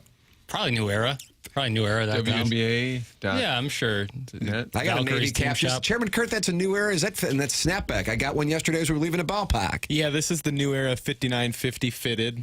Oh, it's fitted. You're fitted. Yeah. So you can't wear that backwards because then Jackson would be pissed at you. Well, you squatted post dish, no? Yeah. Did you just hear that sentence? I didn't. He squatted post. That means catching. So he's allowed to because he was a catcher. Former catchers. I'm grandfathered in. Okay. Any former catcher. Sell them at the park? Yeah, the snapback. Yeah. So you have a fit. I thought you had the snapback. So we have the same hat, except I got the snapback, and it's really a good lid. I got it yesterday. I have a not misshapen necessarily, but very large head, and it's the 59. That honor of Tim. Yeah, the 5950. You had a plastic, so you went to Nyack and said, "Mess with my skull." Oh, did the pediatrician do that? Like Chiseling your Pediatrician got scalp. me in my mom's crack pipe. Meet your heroes and have your head shaped like them, but Yeah. it's hard to find hats that will fit this head, and the 5950 is one that. What's the size on that? Hold on. This is a big moment because Doug fancies himself as an 7 8. 1/3. 7 3/4. 7 3/4. Nice. I've actually bought an 8 before. Ooh, wow. Have you? Yeah. Snowman. I'm shocked that they sell them because they don't use them. Yeah, right? Isn't that exactly. a little weird? Yeah. Didn't Bruce Bochy have like 8 1/4? Yeah, I think that's the record. Enormous head, like to the date. grizzly bear's skull. You're welcome to call in if you ran into Jackson in the bleachers on Saturday, 314-974-0101. The Fats can't afford 30A, Sharon. The only beach she's been to is Pontoon Beach. That's Pele Blanco. Oh, God. Bruce Bochy's hat size was 8 1/4. Whew. That's huge. Cats and dogs. Hey, the NHL draft lottery is tonight. Blues, Doug, any chance of a number 1 pick? Yes, 3%. Oh. Find that out. Well, that's at something. 6 p.m. Chris Kerber is going to join us for his traditional Monday morning 8:15 hit here on 101 ESPN. Then coming up on the polosplus.com dossier at 9:45, the Design Air Heating and Cooling email today, the morning after, at InsideSTL.com. This is TMA 101 ESPN.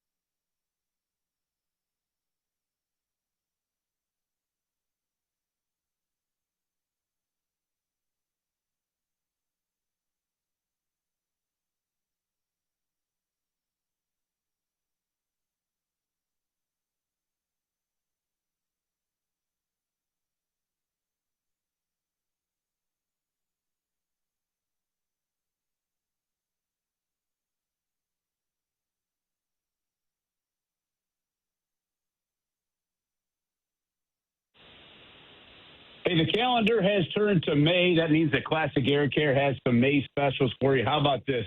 Get that air conditioner tuned up. We've been telling you about that for a while. $89 is the best way to make sure that professional preventive maintenance is a way to avoid breakdowns. You extend your system's lifespan and you keep your energy bills in check. You get a super tune-up for just $89 at Classic Air Care. They've also got no payment, no interest for 12 months, a whole year on a new HVAC system if it's time for that. And whether you need a new HVAC system or you're trying to maximize the life of your current system, Classic Air Care has you covered. Over 100 vans on the road. And how about this review? Brady was great, and he helped me understand why my filters weren't lasting long enough and getting clogged. I appreciated his knowledge and walked me through my issues and how to avoid future problems. That comes from Zach, and that's why they've got a 4.8 Google rating when it comes to customer service. It's Classic Air Care. Get online, book an appointment today. Get them in there to check your unit out. It's Classic Air Care. They've been making people comfortable since 1926.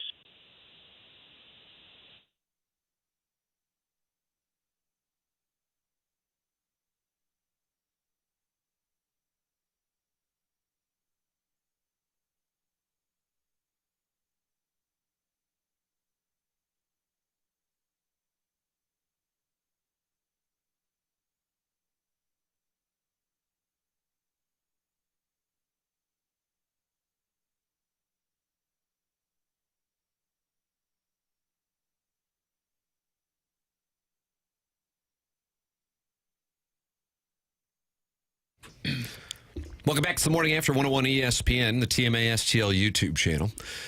Tim McKernan, Doug Vaughn, Martin Kilcoyne with you. Jackson Burkett on the ones and twos. Chairman Kurt filtering phone calls and emails. Callier and Thompson sponsor the phone lines, 314-974-0101. You're also welcome to text in at 314-399-9646 and talk it over with other TMA listeners in the Michelob Ultra YouTube chat. 95 calories, 2.6 grams of carbohydrates. Michelob Ultra, it's only worth it if you enjoy it. And the weather's been beautiful. Get on out with friends and family and enjoy. Michelob Ultra, sponsor of the YouTube chat. I need a little moment here. Chris Kerber's going to be with us momentarily. In the previous segment, I made a mistake. I said that the NHL draft lottery was tonight. In fact, I've been told that I was wrong. Now, the NHL is wrong for not doing what I say. Yeah. It's not on you, for sure. Thank you. But I'm going to take some time away. I've posted an apology on Twitter via the Notes app, and I'm going to take a little time away, and I'm going to come back better. As a sex addict, I know the challenges that we face and how that can impact correct information. You're a victim as much as anything else. Thank you. I was hoping that would come across because I didn't want to take responsibility. So, Doug, the draft lottery, that's tomorrow. It's really Jackson's fault for not printing it. I didn't thank you. I mean, it should have been printed out ahead of the show. Big copy. Big. No, I know.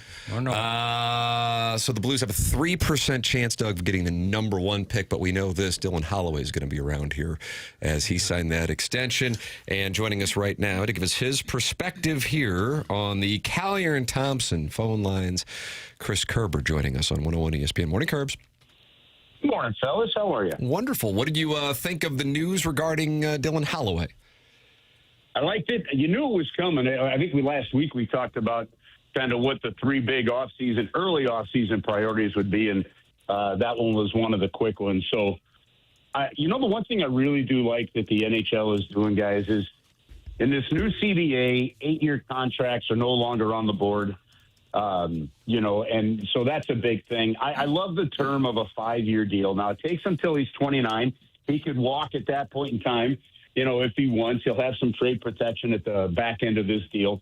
But the reality of it is it's manageable for both, and it gives both Dylan Holloway, if he stays healthy, a chance to really make another massive paycheck. And it doesn't have you locked in, to deals and terms and stuff that become somewhat prohibitive. So I like this for both sides, actually. You said signing him was one of the priorities. What are some of the others? Well, I think the other two, to me, kind of the early season, priorities is the assistant coaches and what direction they go with that. Then the other one is you guys were just talking about that draft lottery tomorrow. What's your draft strategy? Are you trying to do the unusual and maybe move up a little bit? Do you rank players that you think will be there at 11th or could be 12 or 13, depending on how the draft lottery goes? Could be first or second too, but let's say, aside from Han Solo saying never tell me about the odds, the reality of it is the odds are you're staying pretty good where you're at. So, to me, that draft strategy then becomes the next real big key.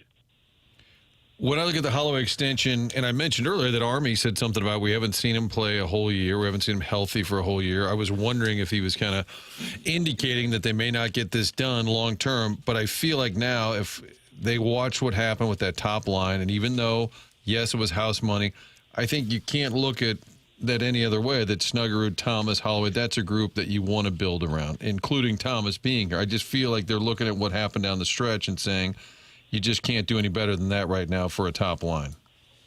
Well, I don't know unless you're going out there and making a trade for a superstar in the league, and let's face it, there's no team trading that. I don't know who you would go out there and get that would make that line better than what we saw down the stretch. So I agree with you completely, Martin. And here's the other thing. If anybody didn't think, or anybody listened to Doug Armstrong's comments and thought that they weren't going to sign Dylan Holloway, I think you're taking things a little too literally. I think there was some pretty good public negotiating going on there. I think Doug was also being very honest in saying, look, one of our concerns is how healthy can he stay, or what in that. And I think that's fair based on everything that you've seen so far. But I don't think it meant one way or another whether or not they were going to re-sign him. It's just, where does he come in? And you know what? The fact that you end up with a player like Robert Thomas, who we know can be a point per game player in this league. Dylan Holloway, looks like he can have that ability too. You may have a 30 to 40 goal scorer, looks like in Jimmy Snuggerud. And you look at this, and you don't have one player on this roster paid over, $8.125 million? Well, actually, I'm sorry. You've got Philip Broberg, right? Philip Broberg that's just in there. But, okay, so you don't have that $10, $11 million player on this roster. That's actually some quite impressive roster building. Now, at the same time, it's a roster that wasn't good enough to get you into the playoffs, so that maybe there has to be some adjustment there. But from a salary structure standpoint, they're building pretty doggone well. When the draft rolls around next month, is there one area that you think the Blues would emphasize to get some help, or is it a best player available type of thing? Look, I look at it in two ways. I totally understand when teams go best player available. I mean, it just makes sense. Now, where it doesn't is, let's say, for me, if you're the St. Louis Blues, I think a centerman, someone that can play the center part of the ice, I think is absolutely a priority. So let's say, and I don't know any names on that side, but let's say a centerman is available whenever the Blues pick, and let's say a defenseman's available. Man, the only way you're picking the defenseman in that spot for me, if you're the St. Louis Blues, is if that defenseman, you just have him rated that much higher than the centerman. So I think with where the Blues are, with their prospect line the way they have it, with guys like Logan Mailloux and Jiricek and stuff, I think if you can continue to find a way to potentially bolster your front end, your forwards, that's the way to go. And that's why, guys, I also don't, and this is just my opinion, and I'm sure plenty of brilliant hockey minds will argue with me on this, right? You've got 12 draft picks in this upcoming draft. I don't see the Blues using all 12.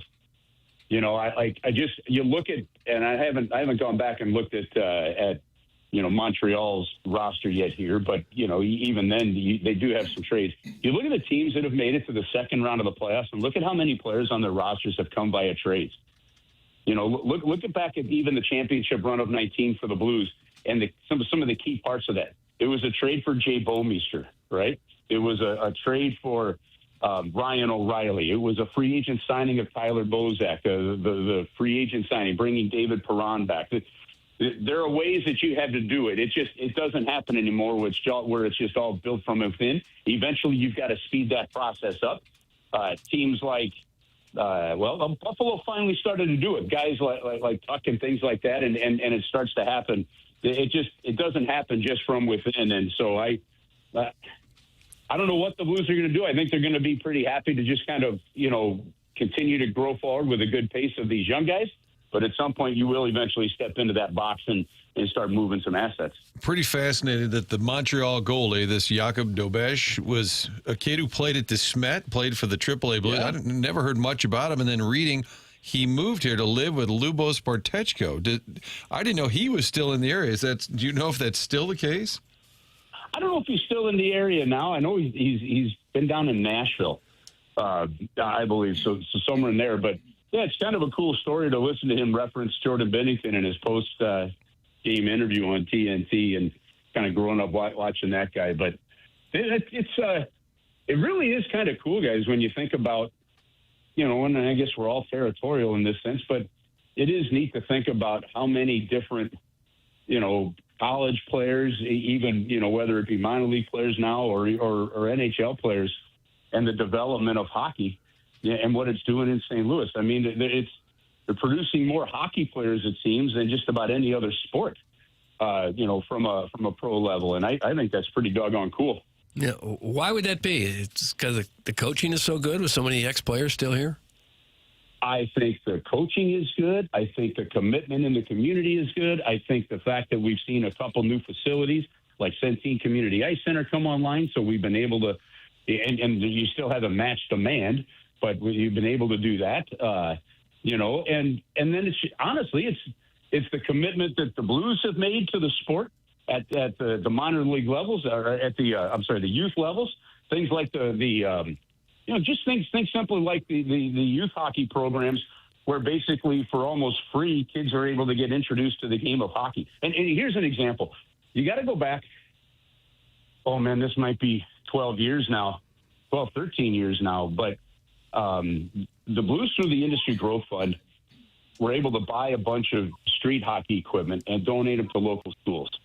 So at one point, Bobby Plager and I went to Piermont Elementary in the Parkway School District, and we did this little program for hockey, and we donated all this equipment to Piermont. They're still using that equipment today, right? And ever since that moment, hockey became part of kind of one of their physical education segments where, during a couple of weeks, everyone, all the classes in the school are touching the sticks and the balls and shooting on it, and they're getting introduced to the sport.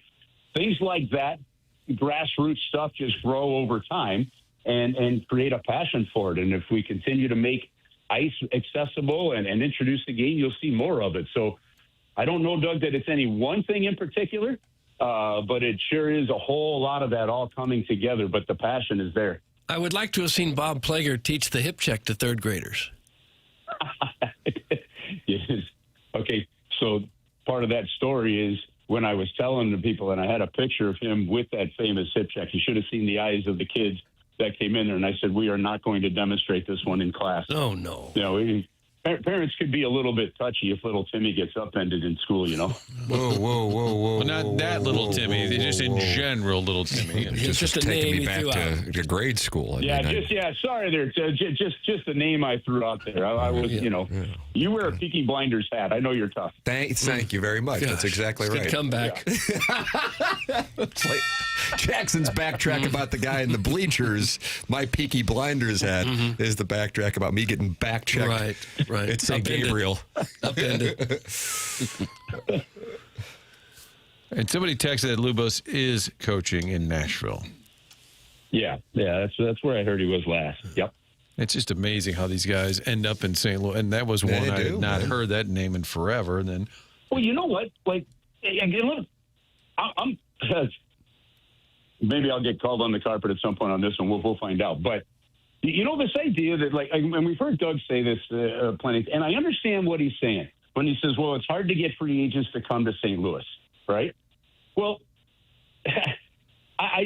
there's something that I just have a hard time wrapping my head around, and it's that thought process of that attitude, okay? Because, yes, I'm biased. I live here, and I get it, okay? If somebody's going to make $8 million and you can go to Dallas, or you can go to Florida or Tampa, you get climate, you can go to Nashville, you can go to these places. There's no state income tax, which does save you money, whatever it is, okay?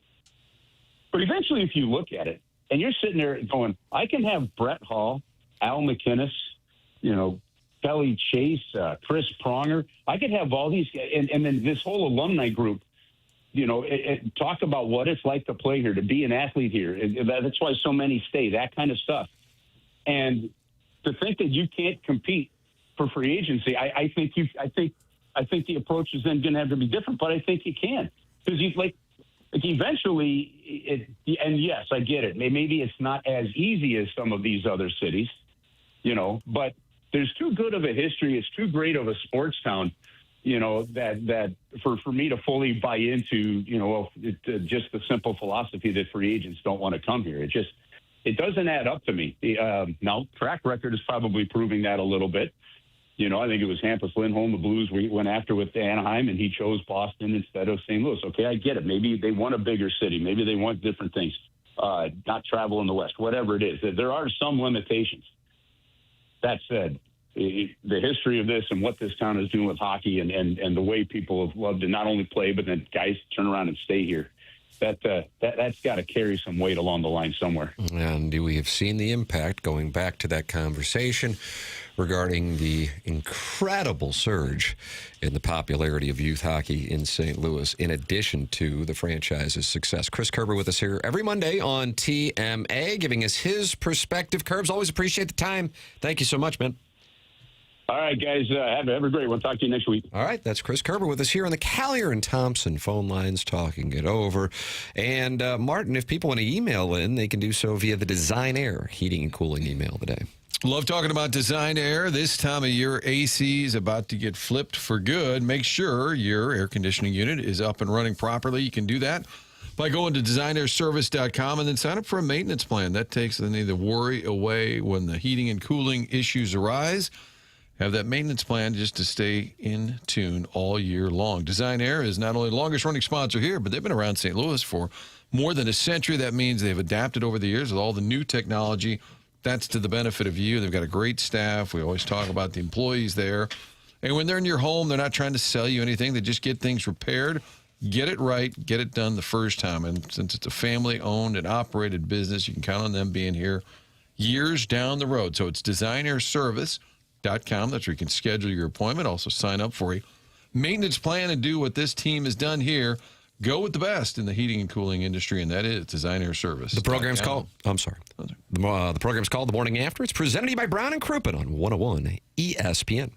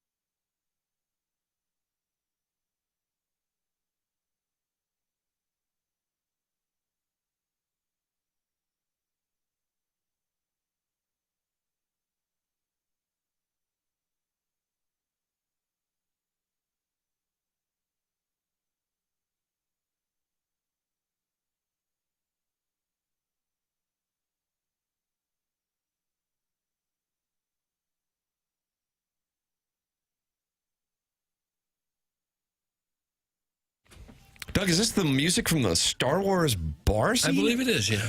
And that's a play on May the 4th? Is that where it is? It was a courtesy laugh for Martin. I'll be doing Sports Final dressed as Obi-Wan Kenobi tonight. I'll be sick.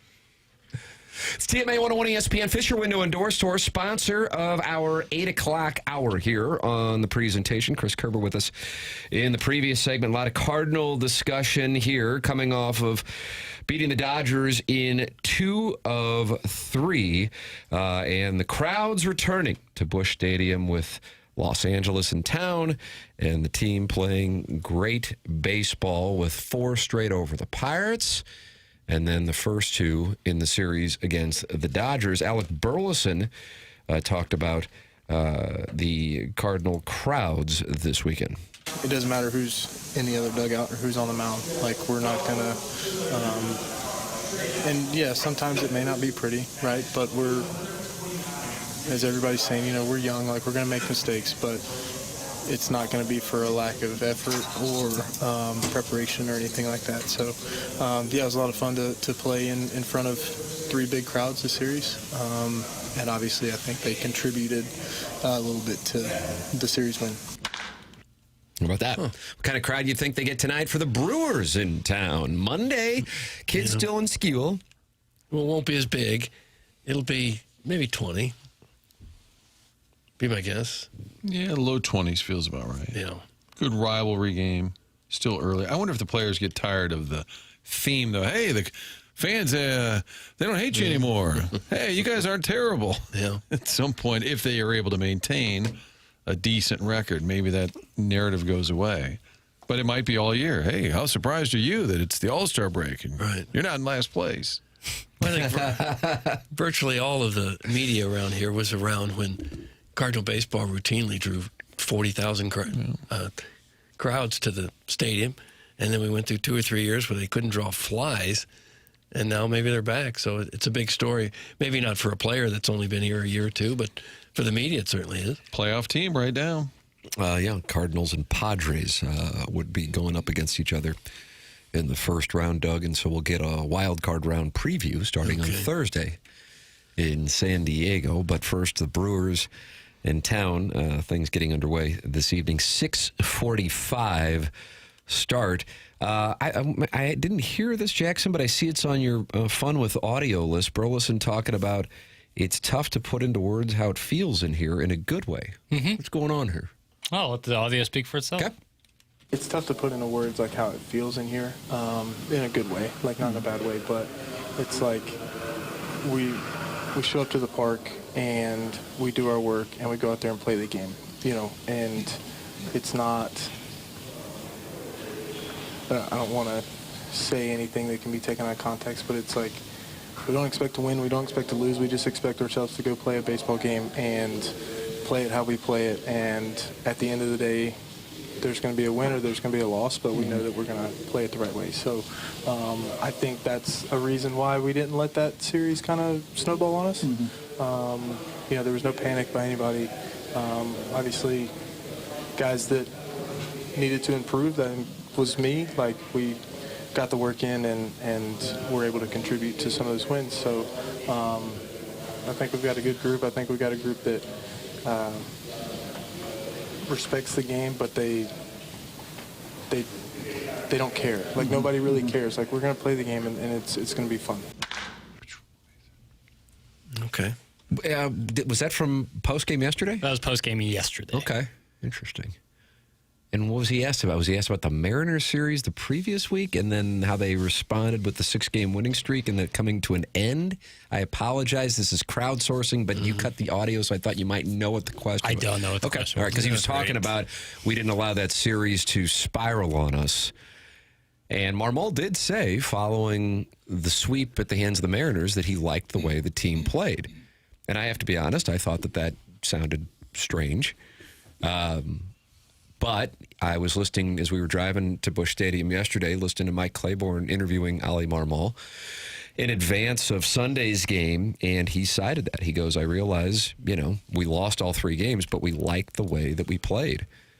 But keep in mind, if they don't have that win against Pittsburgh on Monday, I thought like you, I think, Martin, have made reference to, that could be, all right, here we go. We got some problems here. Lost 2 of 3 to Miami, swept by the Mariners in St. Louis, and now you lose the first game to the Pirates. This could be where it gets away from you. Skeens lurking on Thursday, Dodgers coming up on the weekend. It could get away. And instead, what happens? They win 6 straight. And Monday, in dramatic fashion, the Weatherhold homer, the big rally in the 9th. And even though they did play well, the Mariners series, they lost all 3 by a total of 4 runs. As much as you can say that and believe it, hey, we played great, we just didn't win. That's baseball. It happens. If you lose the next night, all of a sudden now I do think it starts to compile a little bit. And then you get that miracle win that Monday night in Pittsburgh. And that you could tell the rest of that series, they were just flying. They really were. That's exactly right. And then they jumped out on Skeens. Something that I think, I usually don't really pay much attention to it, but the theme of where the organization is really more about the future than the present. But what has people fired up? The present, and understandably so. Saw the crowds, have people talking the way they're talking. But with that said, there's some things going on at Memphis that would give one even more optimism if you're paying attention to it. Now, it's our jobs to monitor this stuff, but to bring this to fans who aren't perhaps following what's going on at Memphis, Jimmy Crooks hit another home run yesterday. He is now at 10 on the season with an OPS of 1,011. Now, the strikeouts are an issue. That is, anytime we talk about Crooks, I believe that's who we were talking about with Brad Thompson. Last week, he's had 90 at-bats. He struck out 38 times. But he has 10 home runs, and Blaze Jordan hit another home run yesterday. And he has 7 home runs now and a 953 OPS. And then Josh Baez homered over the weekend. He's at 7 home runs and an 825 OPS. Point being, there are multiple guys down there who are raking, who would make sense if the Cardinals wanted to go to the minor leagues for some help. And when you talk about Crooks as a catcher, Jordan as a third baseman, Baez as a center fielder, those are 3 positions where you aren't getting much offense here right now. So I wonder why not give some of those guys a little look-see? And maybe they will. I'm sure they will at some point this season. But those are 3 positions right now that the Cardinals could use an offensive upgrade, and some of their best hitters in Memphis play those positions. They need a center fielder. That's from the Oakville Lawnmonger. That's what Baez is playing in Memphis. I can't believe he'd be any better defensively than Timu Edmonds. Right. I think Church. when Newbar comes back, you'll see Church move to center. Yeah. Your jobs? Your jobs? LOL. I thought your job was to read texts and emails from your cult followers. Okay, leave us alone. Your cult followers. Doug, David Koresh. Thoughts? What do you want, Flacco? You want some? Hey. We're going to rough some people up. That's right. Maybe we need an enforcer. Jackson, can you be our enforcer? You saw how I handled Jamie Rivers. Want some more of that? You got ragdolled. You turtle? Yeah, a little bit. God forbid a man respects the workplace. Speaking of the cold following, how's the name change going? Because you're knee deep in it right now. Yeah. What are you doing? What? I was being serious. How's it going? Terrible. Terrible. Jeez. God. Because you hate this time of the month. Yes. When this goes on. Okay. Yeah. I was being. It didn't seem like you were as busy, so I thought maybe people were pretty established at this point. No, it's fun. It's fun. Whenever it gets brought up on air, then it's an influx of them. It's not like it's a steady stream of it, but now there will be an influx of it. But that's part of the deal. Well, I don't like seeing people try and change it. I think just if you don't have a name and you've been texting the show, want to be part of the cold following, give Jackson that opportunity. But changing, I don't know. It can be a little finicky. Guys, I listened to Movie Boy yesterday, and the sexual tension between Gareth and Jackson can be cut with a knife. You need a parental advisory for extremely horny. That's from Hunchback of Von Castle. God bless. All I heard was you listened. Everything after that was white noise. White. I'm looking at Jimmy Crook's stats here, and you talked about his strikeouts. 38 Ks and 90 at-bats. That's a lot. That's a lot of strikeouts. And it could be that there's one pitch that he just can't handle. And if they can strike him out that much in the minor leagues, they're probably concerned that unless he learns to lay off a certain pitch or to catch up to a certain pitch, they'll carve him up in the major leagues. It's exciting to have options, though, to see that this Crooks is knocking on the door, that Baez may be getting close, and that's really what this year is all about. If other guys are not cutting it, then you move them out, try the new piece. What gets interesting is if it's later in the summer and it is a team that's still in the mix. I know where you're going. I like this question. Yeah, you're still in the mix for a wild card spot. How does Chaim Bloom address that? Because you can't just assume every year you're going to be in the mix. They can't get to the playoffs with this bullpen. And, Doug, I'm going to do it. I know you don't like when I do it, but I have to do it full stop. Don't say full stop. It's irritating. Yep, full stop. But it Holy Mary. In the world. Sorry. You're fine. But at some point, I think, much deeper into the summer, if you're looking at saying, hey, we got a chance to maybe play in October, what do we do to help this team? And that's going against the whole idea. Yes. You absolutely have to go for it. Well, I understand. Won't that be interesting to see what does that look like? What does that mean? What are you giving up? Because it's all about the future until it's not. It's going to be a great problem. The future is now. All right. Especially a little lockout looming. John Cena. Time is now. I think anytime you have a chance, you got to go for it because you don't know. What are they building for? 2028? We're supposed to wait around then to actually make a serious run at it. I don't think you can do that.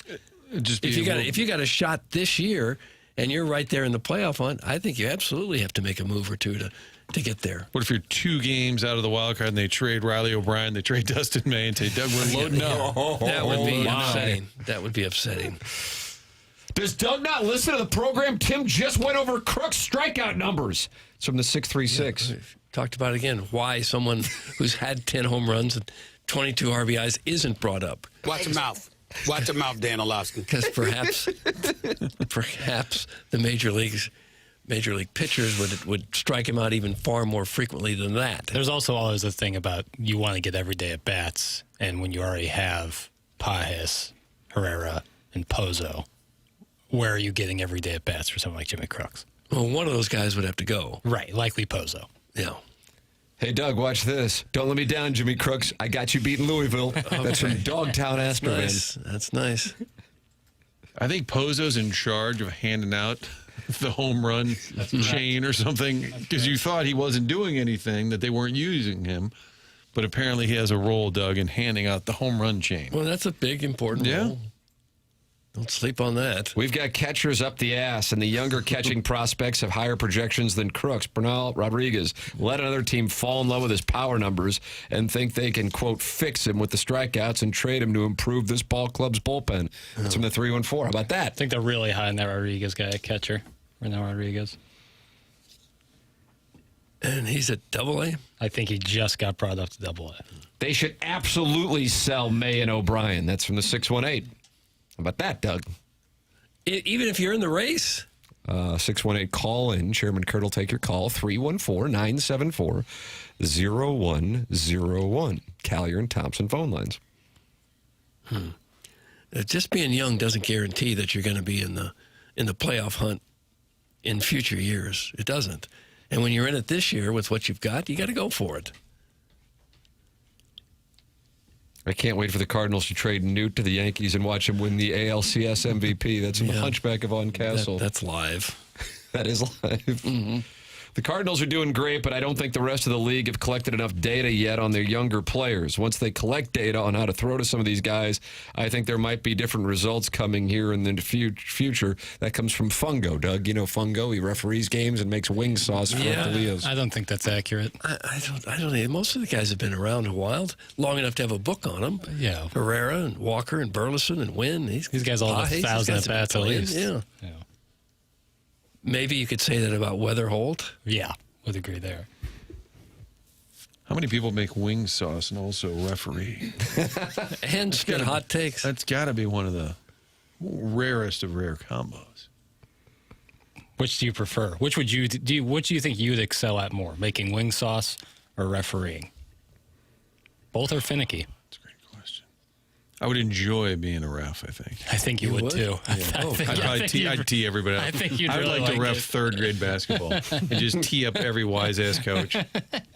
One more and I'm running you. The kids are 8. I'm just going after the coach. Get involved in the program. Email in the morning after at InsideSTL.com. Design, air, heating, and cooling. Email of the day. You are also welcome to text in. Callahan and Thompson sponsor the phone lines. Air Comfort Service sponsor of the text inbox.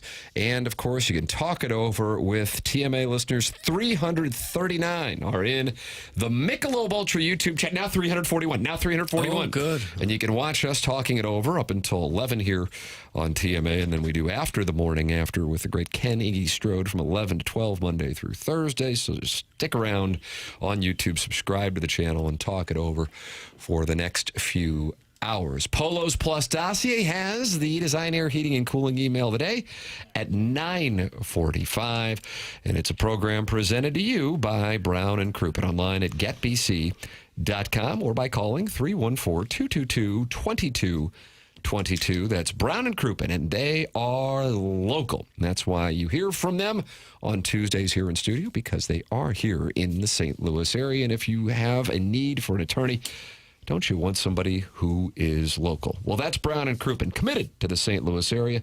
Go to getbc.com or call 314-222-2222. They only get paid if you get paid. It's Brown and Crouppen, 314-222-2222. Remember, the choice of a lawyer is an important decision and should not be based solely on advertisements. It is 9 o'clock in St. Louis. Time check brought to you by Clarkson Jewelers, an officially licensed Rolex jeweler. Mark Hanna, Evergreen Wealth Strategies, sponsor of the 9 o'clock hour here on TMA 101 ESPN and the TMA STL YouTube channel.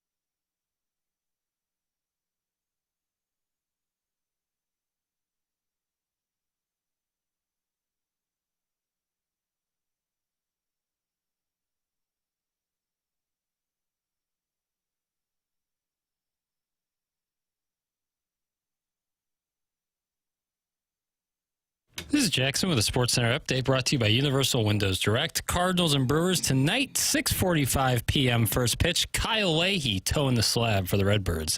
That was another Sports Center update brought to you by Universal Windows Direct. You'll be saying, I love my windows.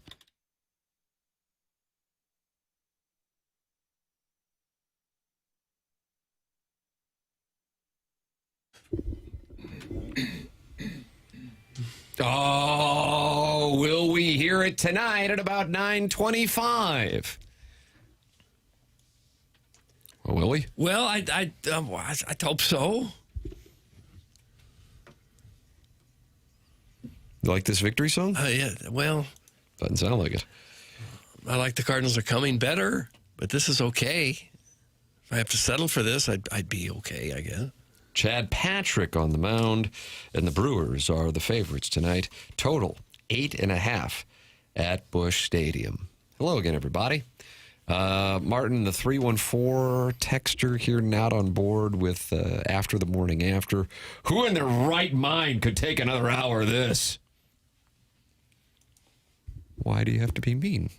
Well, we are just trying to earn. To listen. We're just trying to earn a living. Yeah, we're family men. Trying to scratch out an existence. But you make people listen? Doug does. No, you don't. That's the beauty of it all, is that you don't really have to listen. Well, if the 314, if you'd like some options in the 10 o'clock hour, I do the program called During the Morning After. That's right. Onboarding. I got crack 4X this weekend. The busboy and barback scene don't play in St. Louis. That's from the self-made stay-at-home Ledoux mom. I didn't understand that, really. The barback scene don't play? Isn't that the guy who cleans up the tables? That's what a barback is, right? I think the busboy cleans up the tables. The barback tends to be the runner for the attendees. Yeah. Oh, like we're out of... big bucket of ice. We need a big bucket of ice, or we need a new bottle of whatever liquor. Go grab it. Yeah. And he runs to Hunter S. Thompson will be drinking with us tonight. And the barback scene is fire in this town. That's right. According to the self-mates, she got, okay, cracked. Tell Martin there's a referee over at Epiphany named Thumper. He also that texted box? He also makes wing sauce. Really? And he's the head of referees. However, the difference here is his wing sauce sucks compared to mine. That's Fungo taking a shot at Thumper. Okay. Unbelievable. Who apparently is the head of the referees. And they're probably a freelance bouncer. Give me more than 1 hour of After the Morning After. Then Marky Mark does from Brad Weldon Spring, and then Marky Mark says, yes, 2 hours, Doug. How would you like to expand it to 2? Oh, God. Well, hold on a second. I've suffered enough. Oh, what? 2 hours worth? Why do you? Well, Jackson's pushing for 3. I guess you guys can meet in the middle. Really? So there'd be 7 straight hours of this stuff. Pretty sure I got stuff to do. This stuff. Has Iggy enjoyed the show? I've heard a little bit here and there. It seems like Yowski's always mad at you guys, yelling at you. He's popped into the studios twice. That is correct. That is mad as a hornet. Yeah, mad as a hornet. Has Iggy started complaining incessantly? Not yet. Is that this week? I think we only do Monday to Thursday. And we shut it down, and he goes, well, there's my work week. So I think so far 4 hours per week is the sweet his wheelhouse for Iggy. Yeah, that comes your way at 11 o'clock. Here on TMA, Chris Kerber was with us earlier. You miss anything, you can always podcast it. A lot of Cardinal discussion here, as there is a sense in St. Louis with people buzzing about this ball club, intrigued to see what they can do. Both in the stands and, of course, on the field, starting tonight with the Brewers in town. Leahy and Patrick doing battle. Miss anything? Schaefer Door Company, the sponsor of the podcast, online at schaeferdoor.com, SCHAEFER door.com. That's Jason Gossrau's company, Schaefer Door. Your garage door breaks. You don't know what to do. Here's the answer. You go to schaeferdoor.com. They are a Lift Master partner, and LiftMaster, known for their strong, quiet, and versatile garage doors and garage door openers. You can call or text the number that's Schaefer Door, set up specifically for TMA listeners at 636-782-3608. They're online at schaeferdoor.com. They also service commercial doors, so if you run a business or warehouse with big, tall doors, Schaefer's experience in these types of jobs. Go to schaeferdoor.com. or call or text 636-782-3608. Schaefer Door, a Lift Master partner. Schaefer Door Company, sponsor of the podcast here on TMA. Ali Marmol talked with Ken Rosenthal about Jordan Walker's start to the season, and here is what he had to say during Saturday evening's game on Walker and his surge, especially Friday and Saturday. Ali, Jordan Walker, he started hot, went into a little bit of a low, 13 games without a homer, and now 6 straight hits in this series. How did he get back into a groove? Man, there's a lot of work going into it, and to your point, he started off hot. He's playing with a ton of confidence. He goes through that little bit of a lull. He's understanding what the league's doing to him. He makes an adjustment, and we're seeing some really positive results right now. A lot of people around the league are surprised by what you're doing, this team. Are you surprised? Man, if you look at our group and the work that was put in spring training, these guys are coming up every day and just they want to be consistent with how they show up, with the work being put in, and they want to be relentless in the way they compete, and that's our only focus. You mentioned in the break that they're not afraid. How have you seen that come about? Regardless of what's thrown at them, man, they just go head on with it. It doesn't matter who's across the way, who's on the mound. They want to be relentless in the way they compete, and they continue to show that. So I'm proud of this group. They've done a nice job, a lot of work ahead of us, but we're going about it the right way. Boom, there it is. Cardinals were tied with the Dodgers in the National League before yesterday's game at 20-13. Doug, you love power rankings, you love bracketology, and you love grades.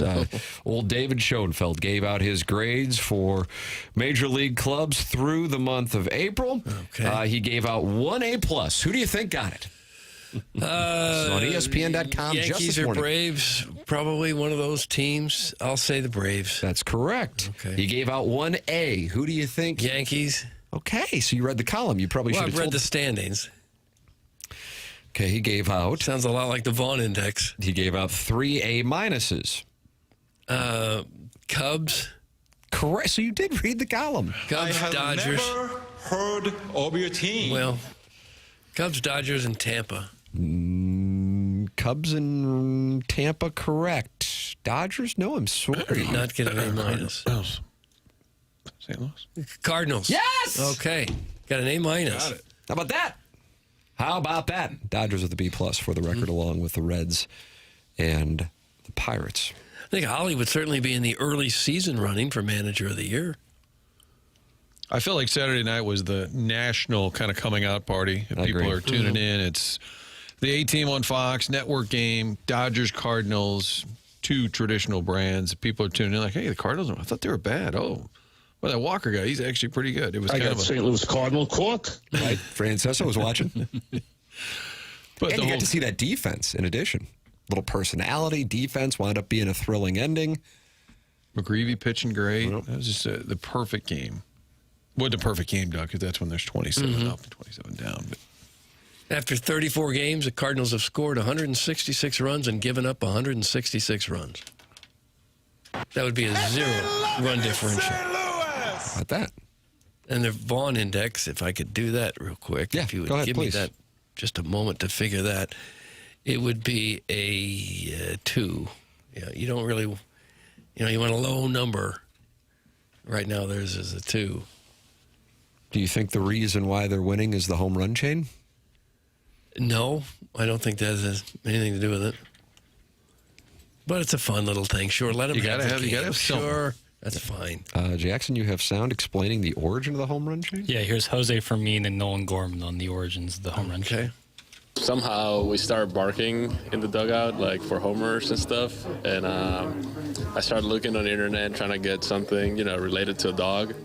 And I found the chain. It says I got the dog in me, and I showed it to a couple guys. They were on board, and that's how we got it. Yeah, me and Fermin talked about getting something. We've been barking a lot in the dugout for whatever reasons. So he went ahead and got a cool little chain for us to put on. I mean, I just had the idea because, I've been here for 4 years now. We never had anything. We're having a lot of fun. I just wanted to keep the fun going.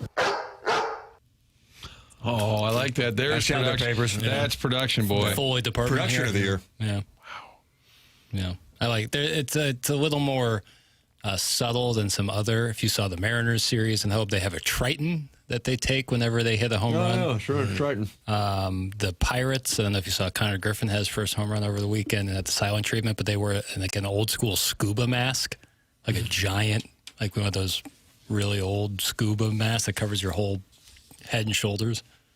So I wonder how Bob Gibson and Nolan Ryan would have reacted had they looked over at the opposing dugout and some guy's in a scuba mask because he just hit a home run off you. And the Cardinals had the turn and throw it at in the dugout. Are you talking about the head that the bottom of aquariums used to have, that guy who looked like yes, exactly that. Yes. The Red Sox do it with like Wally, the mascot that they have. They put that head on the person that hits a home run, which I think is really lame. Like I would not want to hit the home run just to not have to wear that stupid thing. Some have a big coat they put over them. Yeah. But the pepper grinder a couple of years ago was not for home runs. That was just in general, right? Right. Just, Yeah. You like the Dodgers celebration when they get a hit? I may have missed it. Oh, yeah? I was They hold so up far their on the arms and bleachers. then they got that hip bump. That hip bump. Arms up in the air and then a hip bump. Okay. Guess you don't like it. I didn't see it. I didn't notice it. If you watch on TV, you see a lot more than if you're in the bleachers. But if you're a meat and potato guy, the bleachers is the best you can do. so this all started because they were doing a lot of barking in the dugout, Doug. Okay. They were just barking. All right. Ironically, we use the same chain for our 8U baseball team. Let's effing go, Red Dogs. That's from the 314. So the Red Dogs have the same chain that the Cardinals do. Okay. Okay. A lot of barking. It's a welding mask, you moron. I don't know. Looks like a scuba mask to me, man. There's a big difference between a welding mask and a scuba mask. It looks like a scuba mask. It might be a welding mask. Okay. The more I think about it, the more it really does seem like a welding mask. But the welding mask flips up. Doesn't it flip up? Yeah. This is like got like a cowl to it. What cowl? What team is this? Pittsburgh. They play Western Pennsylvania. Oh, well, it's in the Steel City. It's probably a welder's mask. Oh, that makes sense. Well, it doesn't flip up. So it's actually an homage to, like, Flashdance. 8U baseball coach. Shut up, nerd. That's from Will Clark's post-game bevy. How dare you be involved in your child's life? It does look like... All right, I'm looking at it again. Yeah, it's a welder's mask. Rats. That's funny because my wife puts a collar on me and makes me bark before she gets out the strappy. That's from the Warren County Wizard. Doug, remember that crappy beer Red Dog? That's from the 314. That was a mid-'90s phenomenon? I don't know the years, but I remember it. Has the YouTube chat ever been investigated for fraudulent disability claims of chronic gout and or sugarfoot? I feel some of these mouth breathers and keyboard warriors haven't worked since the Reagan administration. Doug, that's from the Heiser House Hooligan, and he does not like the Michelob Ultra YouTube chat where 335 friends have gathered to talk it over. Stop the fast food. Do a sit-up. Do something. And many of the fans have the sugarfoot. He's an embarrassment. Papers, the unique home run celebration this year is the donning of a steel mill worker's welding helmet. When they get back to the dugout, it makes them look like Iron Man. That's kind of the look. I don't get the Iron Man vibe. They said they've it looks added more like a scuba diver. They've now added an orange traffic cone. They get handed all of a sudden, it's like Gallagher over there just smashing stuff. Starting to get out of control. The Dodgers have been doing that side crunch for years. There's no excuse to not have seen that by now, Doug. That's a Sheridan Leave us alone. Maybe Doug thought it was actually a Nothing's more egregious than the Mariners trident. It's like giant. It's huge. It's like a 7-foot trident. Get involved on the program. Who would you like to attack and why? 314-399-9646. That's the Air Comfort Service text inbox. And then, of course, you can talk it over in that Michelob Ultra YouTube chat where the Sugarfoot is apparently contagious. And then, of course, email in for the Design Air Heating and Cooling email today, the morning after at InsideSTL.com. The morning after at InsideSTL.com. Get involved, talk it over, call in, any way to communicate is welcome. Of course, Libby Unrelatable would confuse a scuba mask and a welder's mask. Jesus, that's from Eric, and he, in the moment, is in the Central West End. I guarantee Eric has never welded anything either. Is that right? No, I would put my life savings on it. It's a welding mask for the Steel City, you liberal! Oh. That's from the Millstat Meat Hammer. And now... What do his political views have to do with a darn spot welding mask?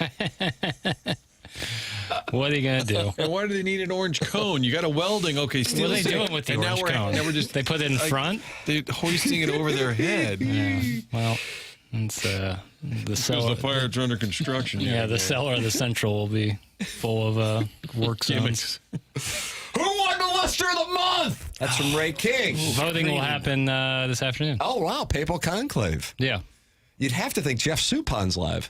If he signed up. Oh, okay. We'll find Can we out. make an exception? He didn't? No. I'm guessing okay. he didn't. I wanted to vote for Holiday one month. Couldn't do it. Sorry. We got that Design Air Heating and Cooling email of the day coming up here at 9:45 on the Polos Plus dossier. Mark Hanna, sponsor of the 9 o'clock hour here on the Morning After.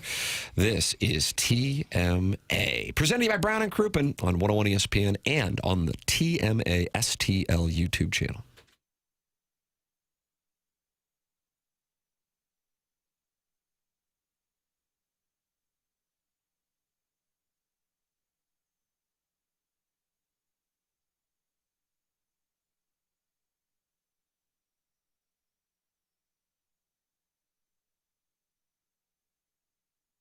You go to VIP Auto Accessories, and they take care of everything. They're a one-stop shop. That's Tommy Cibulka and Brian Grigg. They have been in business at VIP Auto Accessories since 1979 here in the St. Louis area with 60-plus employees. 4 departments under one roof. Some people have to bounce around and go to a variety of different places. That's not the way that it works. At VIP Auto Accessories, they'll handle commercial upfits, graphic solutions, hail repair and touch-up, and aftermarket. They do it all at VIP Auto Accessories. Storms come through the St. Louis area. You deal with hail damage. You go to VIP Auto Accessories at VIPAutoAccessories.com. For all your commercial vehicle upfit needs, ask for Tommy Cibulka. And for all your aftermarket vehicle accessories needs, ask for Brian Grigg. Let them know that you are a Morning After listener. Check them out online at VIPAutoAccessories.com.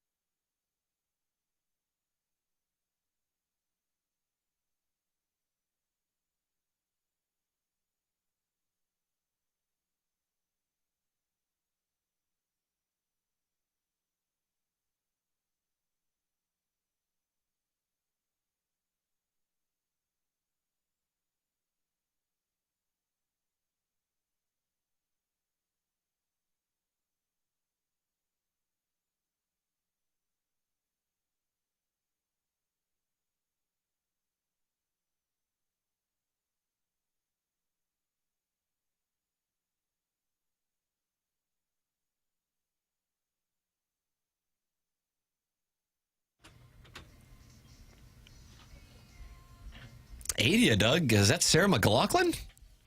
It sounds like it, but I don't know for sure. Guess like 98, you think? No, well, I wouldn't know the year. I'm going to say, I don't think 97, so I'm going to say 99 to get me 98 in 2000. 97. No! It's wrong. Look at it again, boy. Heiser House Hooligan makes me sick. Stop the fat shaming. All these fats are keeping the U.S. economy afloat, buying zillions of dollars of GLP-1s. It's from your mom's lesbian lover, and she's mad at the Heiser House Hooligan, who's mad at the Michelob Ultra YouTube chat because he says they all have the sugar foot. Well, they are keeping the fast food places in business, I'm sure. Did you get any fast food this weekend, boy? I don't believe I did, no. What did you? Do you count Ferrados as fast food? No. Pizza night Friday. Friday night's pizza night, man. No, that's not fast food. Did I get any? No. Went to Filoni's on Saturday before the game. Oh, got some Fungo wings. Do you see some of my class of 94s out there on the bounce back yet? Cougar hunting. Oh, it was like a little derby party they had going on in there. Purple derby, though, huh? Yeah. Ayo. Got that dog in me. Rough. What in the world? Doug's mad about that. Maybe we should get a little celebration in here. When somebody has a really good take, I'll hand out a trident in here. Oh, that was a great take. Here you go. Here, you take the ski mask. Like a gerbil. Like a gerbil. Sorry. It was Madonna, 1984. Like a gerbil. A gerbil chain. Did Weird Al ever do like a gerbil? His version of like a... That he did like a surgeon, but like a gerbil would have been a bigger hit. Bigger hit. Big miss. I was late coming back from the break. I was talking to Kiowski. I'm like, what are you going to do? He's the boss. And we were talking about on Friday, I just said being stupid. I said, well, maybe they're listening in Anchorage. And then a guy texted or tweeted at me, hey, podcasting right now. I'm in Anchorage listening. We can finally crack the Anchorage market. We got it. See? Going to try and get some ratings books up to Alaska. I think they're listening in Little Diomede. Somebody tell the Barrett Power Rankings we're now big in Anchorage. Would you like to go to Alaska just for like a weekend? Oh, yeah. Well, the travel time, maybe longer than a weekend. Isn't the Worst One's Wacko going on an Alaskan cruise? I think so. I think you said something about that. I've heard a lot of people have done that and loved it. Yeah, I've heard that with like the Northern Europe, like the Scandinavian area, doing trips like that through the fjords. Seems real nice. Doug Fjords. It's just fun to say fjord. I read a really bad mystery novel about that, and it does seem nice. Tim, your class of 94? You like class of 2014, so young and yummy. That's some Doug shaved BBL. You shaved your BBL? I didn't. You knew that.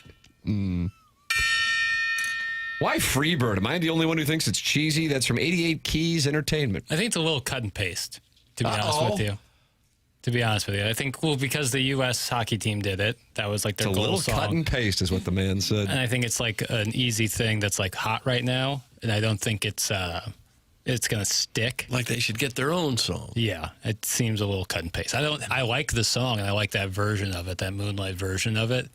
Having said that, it does feel a little cut and paste. Kind of fits the Cardinal DNA a little bit, though. I guess. Some of the Hoosier. You said it, not me. But we've got the dog thing going because they're barking. Maybe there should be something, not going who let the dogs out. Yes. Who let the cards out. Warsonwood's Wacko once said on the record he is going fishing in Alaska. That's what I thought, fishing. Jonathan Shank was our guy the other day. He said, I'm up here podcasting like the Dickens, and I heard you say they're listening in Anchorage. I appreciate the shout out because I am, in fact, listening in Anchorage. There it is from Jonathan Shank. Maybe listener of the month next month. Could be. I was going fishing. What would you do with yourself in Anchorage? Fish. Just sit there and shiver? Fish. Look for oil. Look for oil? Well, I don't know. Look for oil. Dig, go around digging? People's backyards. That's right. It sucks. That's in regard to Freebird. We are unoriginal, just like Mizzou with Mr. Brightside. That's from the TMA Reddit Insider. Mizzou puts their own twist on it. Freebird at the stadium, so dumb. Be original, for God's sakes. Doug, the team is winning, but the winning song has upset people. It has. Agree, Jackson. You were wise beyond your years. That's from the 636. Thank you. The copy and paste, even the way Someone you give me the chain. Give Papers the chain. No, I'm going to bring in now the scuba diving. We're going to find, since you thought that was the celebration mode, we're going to get you a scuba diving helmet. I once did balloon party wearing one of Jim Edmonds' football helmets. I do remember that. Harder to broadcast than you'd think. Face mask up in the mic. Chairman Kurt just sent over. Is this? What do you have here? This is Doug. It's a download map of this program. It's a download map. What do we have here, Chairman? Yeah, I just pulled up some analytics. The Anchorage thing had me curious of where we have the most listeners. Obviously, St. Louis is tops, but Chicago. 1.8 million downloads in St. Louis last month, but Chicago. That probably would have been where I would have guessed would be second. That would have been my guess. Unknown, parts unknown. That was the missing link. Remember, and then he'd come out and he'd spit the green mist. I remember something. So about that's that, our yeah. second. Okay. But then third is Chicago. Indianapolis is fourth. Kansas City, where they've all become Blues fans in exchange for us all becoming Chiefs fans, is after Indianapolis, and then Columbia. And that's that Tridelt house. Man, do they download this show. Indianapolis 3? That's Henshin. Yeah, the Henshin effect is real. The Henshin effect is real. He's probably the only guy there. How dare you? 2 in Jake Chicago, Query. 1 in Indy. Then Denver after Columbia, Springfield, Missouri. And then, of course, New York, New York. They love us on the Upper East Side. Herb. My boy we Herb used to do contributing we to used that. to do commercials for that store that sold Brooklyn and linens. Brooklyn. Yeah, you go to Williamsburg to get some bedding. Martin in 9th place, 10th place, L.A., and you'd have to think that's Demoff. Yeah, or he's got people listening. Just wondering if they comment on me today, and then they have to keep like a running log of what was discussed. That's interesting. I like the thank you, Kurt. What about Anchorage? Hasn't cracked the top 10. Well, I was yet. just going to say I didn't see Anchorage on the list, but if I go to the very last page, Fairbanks, Alaska. Yes. Ooh, nice. 3 downloads. Yes. 3. Yeah. They'd had enough. They made a mistake. Eureka, California, bringing up the rear with 1 download. All right. Where's Eureka?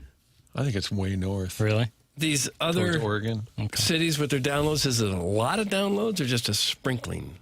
I mean, there's sprinklings here and there. Okay. Now they're letting us. Now they're chiming in. It's a roll call. Ricky Putz said, "I'm in Asheville. Can you see me on your little map?" Ricky Putz can roll the rock. That's why he's Ricky Putz. I want to go to that Asheville. North Carolina, that's nice. Yeah. I'm an alpha phi. Me and the girls watch on YouTube every morning. Doug, I don't think they do. What's going on? I'd be surprised. It's not happening, fellas. It just isn't. What do you mean? You think a sorority house, they all get up in the morning and turn us on to watch on YouTube? Yeah. To have us just sit here? Yes. Yeah. They like while they're taking a bubble bath. I don't know. All these bubbles. Beverly D'Angelo, European vacation. Look it up. You guys want to guess the top 5 countries that were downloaded in? Now we're getting This into is Larry Nickel. He's going to be pissed. U.S. won. United States? Yep. Yes. Yeah, play Canada, too? Correct. Yes. This is like a Larry list so far. You're not going to get 3. Well, Chile? give us, initials, please. I would assume somebody's VPN in the Middle East. Can you give us a hemisphere? Is that east, west, or north, south? I should know that. North, south, please. North. No, east, west. Northern Hemisphere. These were your parameters, and it just got more confusing. Is it in Europe? Yes. Okay. You have to think Ireland. My buddies in the IRA. Nope. Vatican? Hair transplants. Turkey. Turkey's Nice. coming in third. Come on. We're big in Istanbul. Yep. Mexico 4. And these are bots? I don't think How so. dare you, sir? I think Mexico could Turkey be one's a little People on concerning. vacation. 5 is I think Jackson's brought this up before, maybe with military stuff. Singapore. Yes. Yeah. Yes. That I have heard from actual humans who live in Singapore. More than one? Yes. Who are like, they listen to this program. Cut it out. Oh, for real. Guess we should do a remote then, huh? I think we do a remote in Greektown, Colombia, just to, cut through all the red tape. Yeah. Mm-hmm. And then we send it out to Singapore. All right. Which is a city-state or a country? I think it might be a city-state. Doug? I don't know. Singapore's a country. Is it a country? I'm at Ole Miss in a sorority, and we play you guys every day. Sure you do. Also, I'm a man, and I'm lying. Doug, that's from Linda Sniffer. Finally got to it right there at the end. It didn't take long. That's unfortunate. 'Cause I was buying in until the second half of the text. We've got that Design Air Heating and Cooling email today coming up here in a matter of moments. Send yours in. That's up on the Polos Plus dossier. The morning after at InsideSTL.com. That is coming up. Doug, would you tell us about Design Air? Well, it's where you go if you have any kind of problem with your HVAC system, or even if you don't and you just want regular maintenance. That'd be the smart play. They've got the special service plan at Design Air. Take the worry out of your air conditioner and your furnace working at all. If you have regular maintenance on it, chances are you're not going to have a problem when it comes up. When it comes to heating and cooling, you got to trust the name that's been around longer than all of us. That'd be Design Air Heating and Cooling, proudly serving the area since 1904. More than a century of keeping homes comfortable and customers happy. Not just another HVAC company, also the longest-running sponsor on TMA, and that loyalty says a lot to us. Thank you to Seth Goldkamp, fourth-generation family member at the helm at Design Air. They believe in honest work. You're not going to be sold something that you don't need. So whether you're dealing with the St. Louis cold or summer heat, they've got your back with dependable service and no-pressure solutions. Visit DesignAirService.com. Schedule your service today. Design Air is comfort you can count on and home of the handsome repairmen. Ask for the bold and daring Adam. Design Air brings the heat. There it is. Design Air Heating and Cooling email today coming up next. This is The Morning After, presented to you by Brown and Crouppen on 101 ESPN from the Stiefel Studios.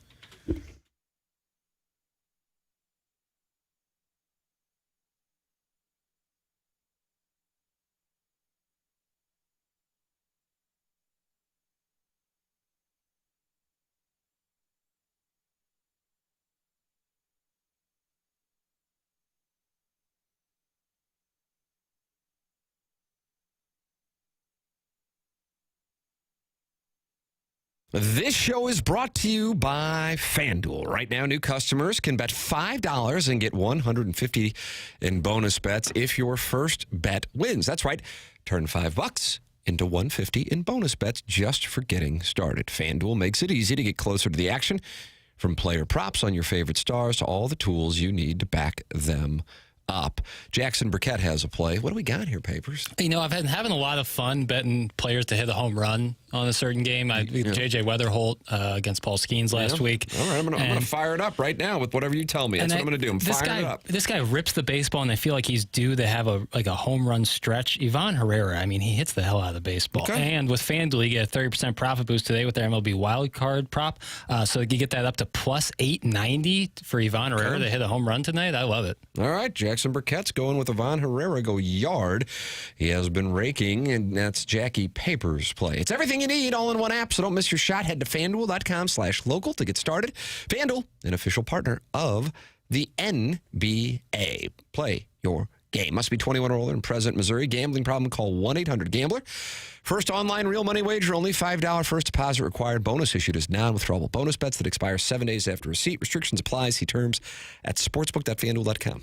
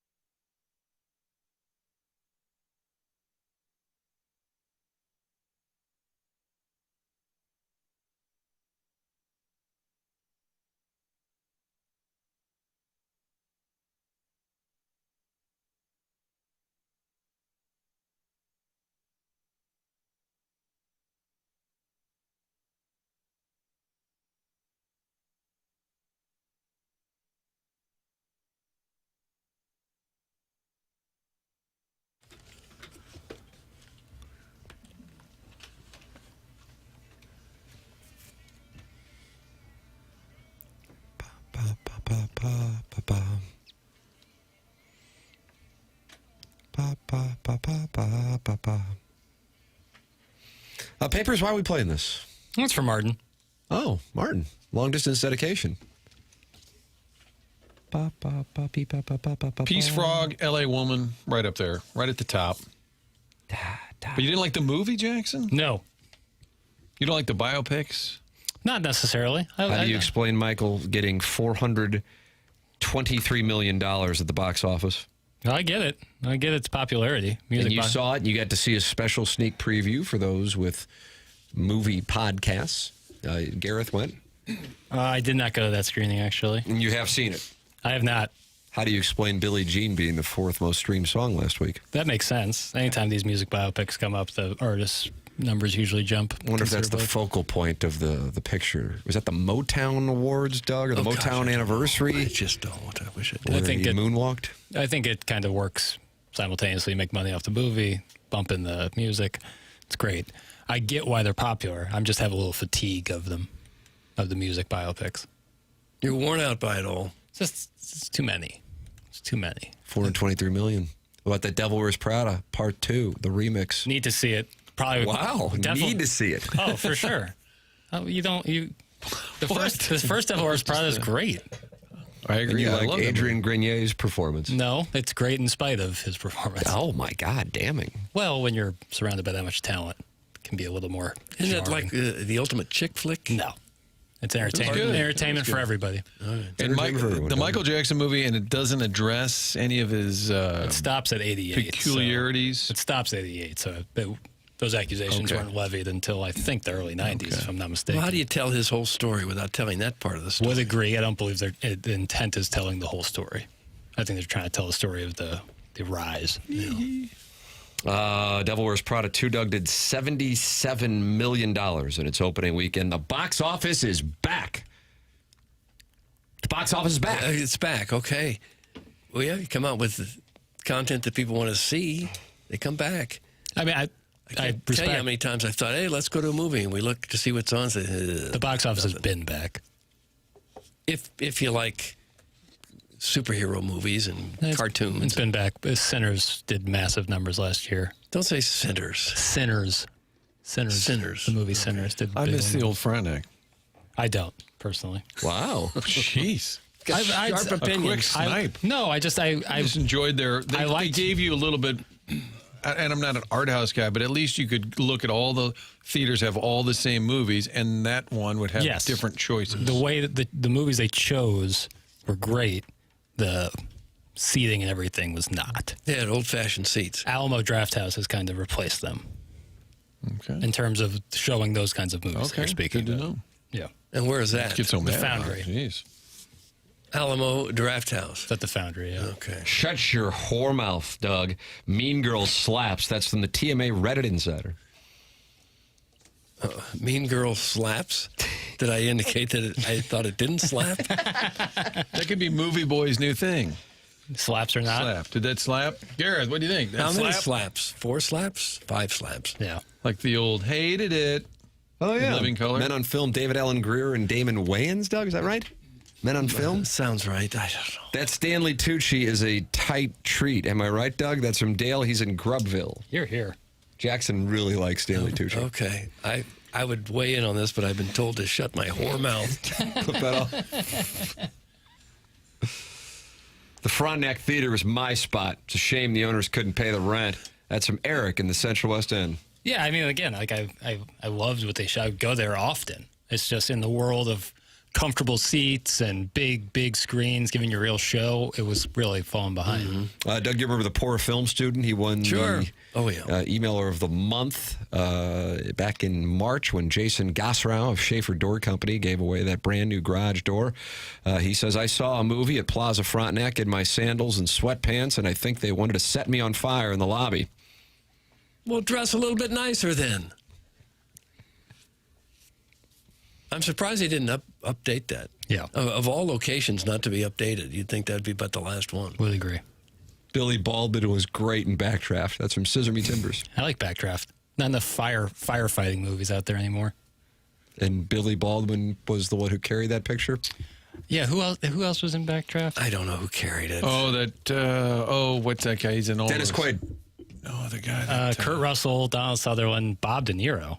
What? That's what I'm getting here. Who's the guy that's in? Scott Glenn. That's Scott Glenn. Yeah. But Billy Baldwin, yeah. The big couch movie theaters are for the fats. Give me the old school places all day. That's Eric in the Central West End. That's a weird take to have. It is a weird take. It's like some sort of like It's kind of virtue traditional. signaling. You know. Yeah. How dare you be comfortable? Like it's not even a couch. It's just it's a more comfortable seat. It's trying to compete when you can watch so much at home at the comfort of your home. How are you going to compete with that? You make it as comfortable to go to the theater. How could you not like a more comfortable seat? Yeah. Michael addresses some of his early peculiarities, like exotic animals, Peter Pan, etc. But it stops in the late 1980s before the bad allegations came out. And they end it with a hint that there may be a sequel. My wife is going to see it a second time tomorrow. That's from Stepdad Gary. I'll be darned. His wife's going to see it two times. I'm going to see it this week. I'm going to see that and Devil Wears Prada 2 this week. Wow. And that'll probably be this week's movie boy. Okay. Ooh. Who's going to be on the show? If any of you guys want to go see either of those, you're more than welcome to join me. I would like to see them. Yeah. I don't know how likely it is that I'll I get that. get to see them. I'm just so pressed for time. Yeah, you got just a full dock of these things. Tires need to be rotated. Grass needs to be watched. Yeah, both those. Guys, what are the odds that the poor film student never ends up being able to buy a house and ends up using the garage door as some sort of bastardized form of collateral for the rest of his life? That's from Dougie V's. Well, that's on the table for sure. Like a boat. Just going to carry it under his arm wherever he goes. Speaking of which, we're only 3 weeks away from Memorial Day weekend. Getting down to the lake. Are you taking that Friday off to get there early? I think everyone knows I'll be taking that Friday. So off. Memorial Day is 3 weeks from today, is what we're saying? Yeah. That sounds right. So that means 2 weeks from Friday would be. Oh, you're off. That would be the weekend You after just the have like Dotem. an inadvertent belch? Yeah. Been drinking a lot of coffee this morning. What's happening with this acid reflux? You're telling me. That would be the weekend after the Dotem, I believe. Aye. Yeah. Yeah, you might as well just consider me off. Chairman Kurt on the board on that Friday. Jackson always goes down to the lake. Okay. To get in it. Can't wait to get in it. Yeah, I like to submerge myself. Mm-hmm. All this film talk in Jackson's voice has my pants extra tight, Doug. That's from Richard Toast. Nice. I can just see Jackson running to the lake.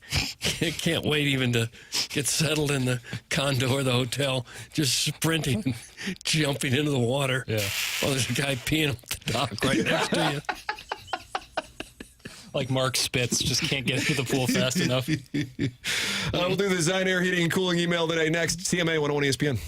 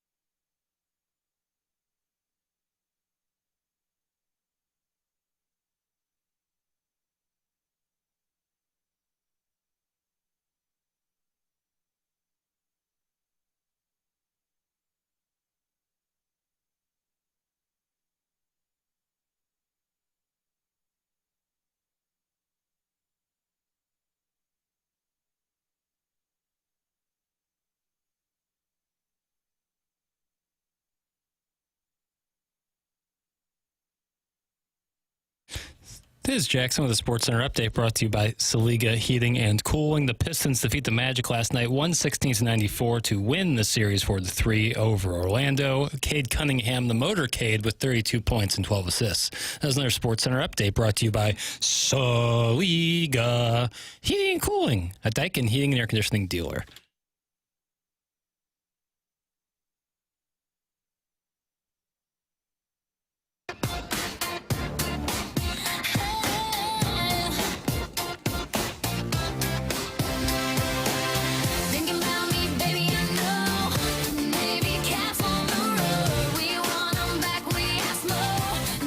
Caps on the road.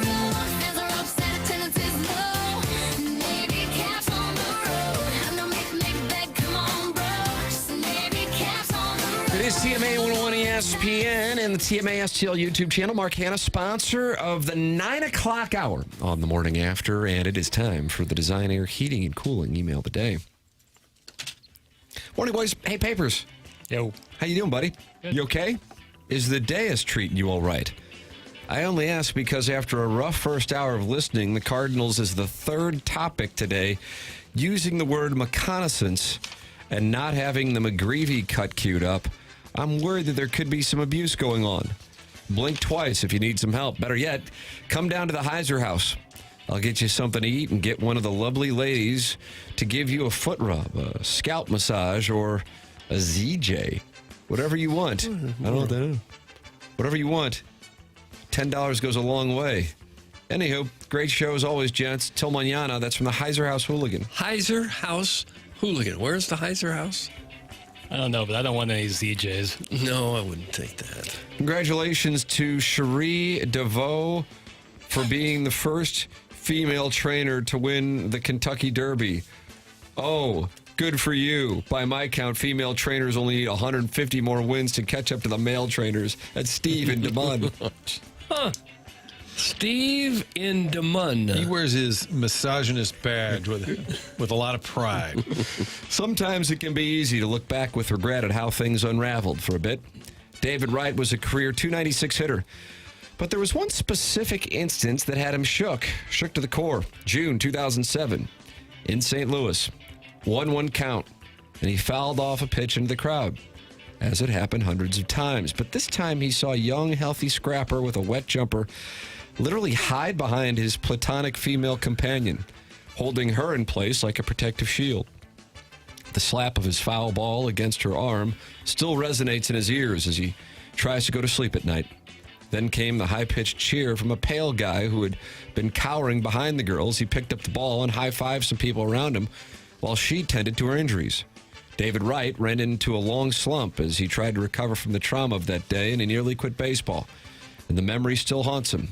.296 career. Shooter McGavin, the vice president of right field beer helmets with a Velcroed rear view mirror for seeing the scoreboard. Goodness. It was at Shea. It was at Shea Stadium when I was 8 years old. I was going to say it was on the road, was it not? Yeah, and I was 8. Was it a screaming line drive down the line No. that you threw your... No, it was. We were sitting kind of like second deck behind the plate. Oh. Did she still speak to you? Yes. Can she use that arm at all? She sure can. Still a sling. Yeah, shout out to Samantha. Doug, thanks for the fun night on Saturday. Wink, wink. Never realized you were such a good kisser. We'll keep that hot dog thing a secret between you and me until next time, you big hot radio man. Some Doug's Oil Boy. Doug's Oil Boy. Morning, gentlemen. April showers didn't bring May flowers, but rather brought a Youngry Los Cardinals and a revitalized spirit of St. Louis. Kansas City tries to be the cooler younger brother in Missouri, but in reality, it's as fake and cringe as Jackson's obsession with the NBA. I'm glad they got the World Cup games because those hair gel jogger-wearing footies can enjoy their NA beers and tell their wives' boyfriends how great a friendly in the pitch is a real treat. Bring us country concerts, whitey ball, and pictures of sweet nectar of the gods to wet the whistle of Hoosiers and yuppies alike. Our roots run deeper than the Mississippi at high water marks and stronger than midsummer's humidity. So let's use this momentum to unite and win the day. Cheers and God bless America. Doug, that's from Mongo. I'll be darned. Mongo. All right. I was warned about this email, but I'm trying to find where I need to sign off. Let's see. Oh, got it. Hey, boys, I hate to do this, but I have a bone to pick with you all. Back on April 13th, no one could figure out what the lead was for that Monday morning. I expected you guys to discuss the ultra marathon that took place out in Eureka. It was won by a TMA listener named Ben. He ran 105 miles in 27 hours. But that was conveniently left off the show docket. I let it go for weeks, but on Friday's show, you all talked about the Mount Rushmore of people from Poplar Bluff. And again, no mention of Ben. How dare you all? Doug, that comes from Jason. Okay. And I can't read what he wrote. He wanted you to do something. Like what? No, never mind. Right. Jason. I tuned into Movie Boy's glorious return over the weekend, hoping to hear Film Bitch's review of The Devil Wears Prada 2, but alas, there were no reviews. Instead, we were treated to a forecast, not a Strodecast, but a Gareth cast, where they predicted the Rotten Tomatoes critics average for films that won't be released for several months. In reality, this format was just a vehicle for Film Bitch to glaze all over Christopher Nolan's chest. No. As he predicted, The Odyssey will have a 99% critics rating after 1 week. Jesus. Libby Jack likes to throw the term Twitter reply guy around a lot lately without really understanding the definition. He uses the term to deflect any criticism without offering any kind of rebuttal. Wikipedia defines reply guy as, quote, a person, usually a man, who habitually and often annoyingly replies to social media posts, particularly those from women, with excessive, unsolicited, or condescending comments.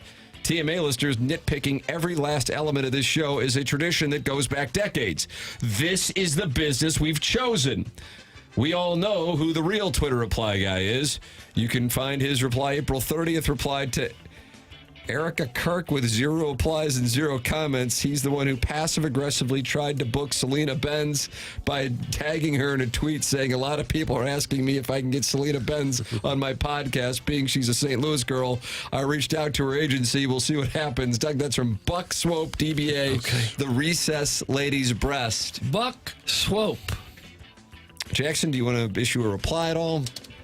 No, I think the email speaks for itself. Okay. Happy Star Wars Day. I thought it'd be cute to figure out which character represents each one of you. And then there's a winking emoji, Doug. Brother. Jackson's definitely Luke Skywalker, a young boy drawn into the rebellion against big corporate local sports talk radio. Tim's Han Solo because of his charming wit and degeneracy. Martin's Chewbacca because he's tall. Kurt is Anakin because he was the chosen one before he turned to the dark side with AI. He's more machine now than man. Charlie Marlowe is Obi-Wan Kenobi because he disappeared, but we still randomly hear his voice. Iggy is the wrinkled emperor because he was seemingly vanquished, but now somehow has returned. And most of the listeners are Jabba the Hutt. Doug, he's Princess Leia because I want to see him in that golden bikini. Okay. Doug, that's from poor film student. That's enough. Poor film student. I mean, you stood right next to him. He flew in from Los Angeles to be next to you. And then I get this kind of comment. And finally, there definitely needs to be a hot take reward that should be worn after a spicy take on what's going on in the sports or news world. My suggestion is the hot take fishnet tank top. I can't wait to see Doug's nips after rattling off a score-driven take. Oh. Attached is the pic of what I'm thinking of. And yeah, Doug, it is a mesh tank top. You don't have to attach anything. That's from the Tin Man. And that's what we have for the Design Air Heating and Cooling email of the day. The question is, what you got? We'll announce the winner coming up at 10:55 before BK and Ferrario. Time for us to head into the 10 o'clock hour. Martin is headed to onboarding. The program's called TMA. It's presented to you by Brown and Crouppen from the Stiefel Studios on 101 ESPN.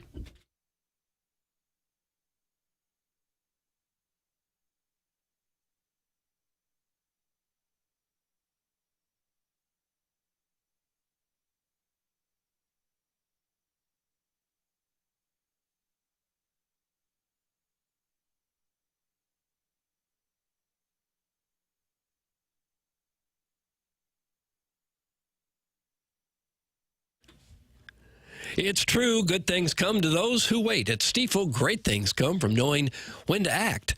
For 135 years, Stiefel has helped individuals, families, and business owners make thoughtful financial decisions. Founded in St. Louis in 1890, Stiefel combines deep local roots with national capabilities.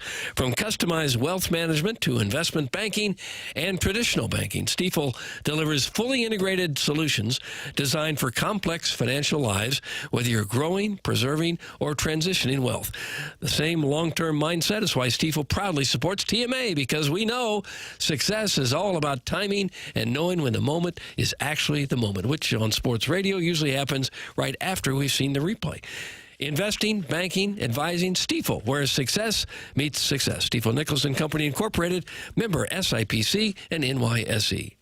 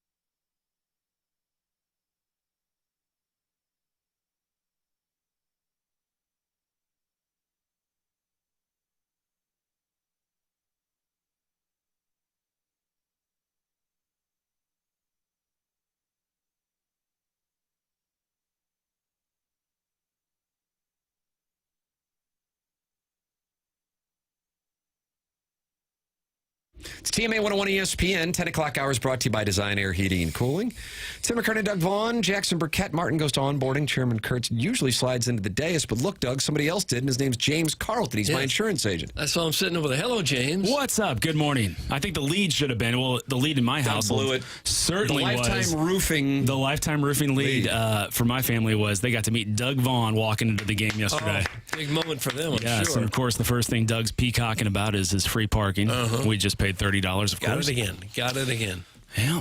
And then my wife did pay you a compliment about the tornado helmets that we were rocking last Monday. She seemed to like the idea. Yeah, she sure did. So that was great. Should move ahead with that. Big local broadcast hero the family got to meet, so that was exciting.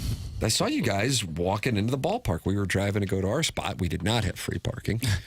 And saw you guys heading toward the ball yard. Yeah. Fight Cardinals. That was our first game of the year. It was Is that right? It was a great day. What did you think of the atmosphere there? Oh, it was fantastic. I told Doug walking in, I wouldn't be surprised if that was the largest crowd of the year. I think it fell short of that, but it was a good crowd. Yeah. Probably not as big as opening day. All right. Or maybe even Sunday. Yeah, I should say non-opening day game of the year. Yeah. But that Tiger luncheon last week, Doug, you brought it. Oh, James, you were brought there. It. I was. Doug was on the receiving end of angry Missouri fan when he said they should and play I know St. that Louis gentleman. University. He is as hardcore of a Tiger as you can get, as you guys felt there. Yeah. Yes, sir. So thank you guys for participating in the fun and games. Absolutely. Our pleasure. I think anytime I can get a chance to watch Doug get yelled at, I'm there. And for the record, absolutely, I don't care where, I want them to play SLU. I mean, what is this about? Like, absolutely, I think that should be a game that's scheduled. I mean, there was an analogy against, I forget who the teams that play each other, with Louisville, Kentucky. Marquette, Wisconsin. Marquette, Wisconsin. And you're like, well, SLU's not Marquette. I don't care. It's a local team that would get great ratings here locally and be a lot of fun. Yeah. I'm all for it. Good for the fans. Good for both schools. I'm all for it. I don't know where Mizzou guy gets to be such a basketball elitist. Yeah. I mean, what has Mizzou ever won? What have they ever won? Jackson. They used to win the Big Eight when Norm Stewart was around, but since then, what have they won? Guess you weren't around for the Elite Eight run in 2009. Well, yeah, I was. And they won the Big 12 tournament in, 2011? Okay. So that means we don't have to play SLU? Kim English was wearing the SEC shirt celebrating the Big 12 tournament win in 2012. How about that? Okay. So I've been listening for a long time, Tim, and for the longest time, I had no idea this impression you would go into sometimes.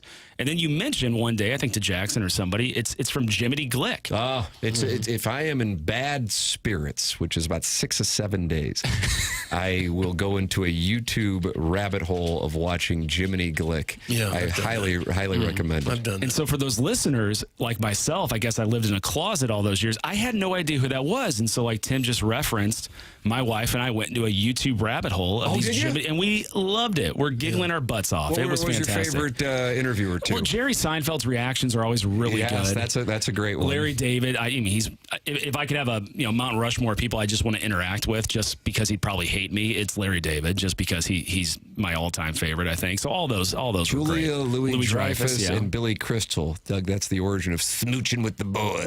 Where are you, sir?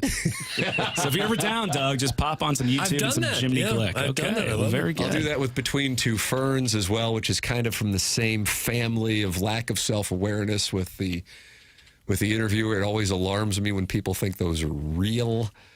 That's strange, but whatever. That's fine, I guess. There are people who believe that Jackson really does go to the Hamptons on a private jet in Teterboro and then takes the helicopter. That's a shtick? See, Jackson? Well, when somebody takes a day off, we always say they're vacationing in the Hamptons. Oh, now I get it, Doug. Now I get it. This whole time you guys weren't all in the Hamptons? No, you don't say. No, Jackson just goes down to the lake, so he will be out 2 Fridays from now. If the sirens do go off here, what is the Hubbard policy? I mean, are you guys that important? It happened last week. Do you guys have to stay on the air? I had just left. No, I think switched to network, and we... Yeah, it's never happened. There's a line of storms. You were telling us. I look on the radar. There's a big line of storms coming through. Yeah, it looked gnarly heading in here. It's never happened when we've been on the air, but last week, BK and Ferrari were on there, and they just flipped to network. Oh, okay. And there's a hallway downstairs that they with shepherd helmets people into.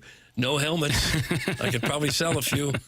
I started watching Jiminy Glick clips on YouTube because of hearing the great and wondrous Tim's impression. Stop. It is better than any antidepressant and most drugs on the market. That's from Dougie V's BBL. Is he still doing any of those, or is he completely done? He popped up and brought it back on like an NBC show he was doing with Maya Rudolph, I think. Yeah, they did it like his first one back was Bill Hader. Yeah. The thing is, though, like... They laugh. You can't laugh. Well, Hader laughed. You can't laugh. You got to see, that's the thing. Well, Hader's famous for breaking. Doug and Martin and the cat and Iggy, they don't break.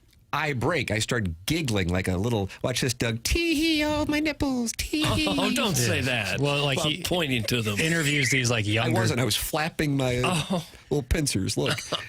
James looked away like Raiders of the Lost Ark. He interviews these like younger, and I say younger, like 30s or 40s comics who have so much reverence for Jiminy Glick. So there's no way they could do an actual interview. Whereas Martin Short and Jerry Seinfeld are contemporaries. Like it works, but it doesn't. Like Bill Hader, also famous for breaking. Interesting. I think that's an astute observation. That they have reverence for Martin Short. Yes, they think of him as a legend. So and this is probably his most legendary character.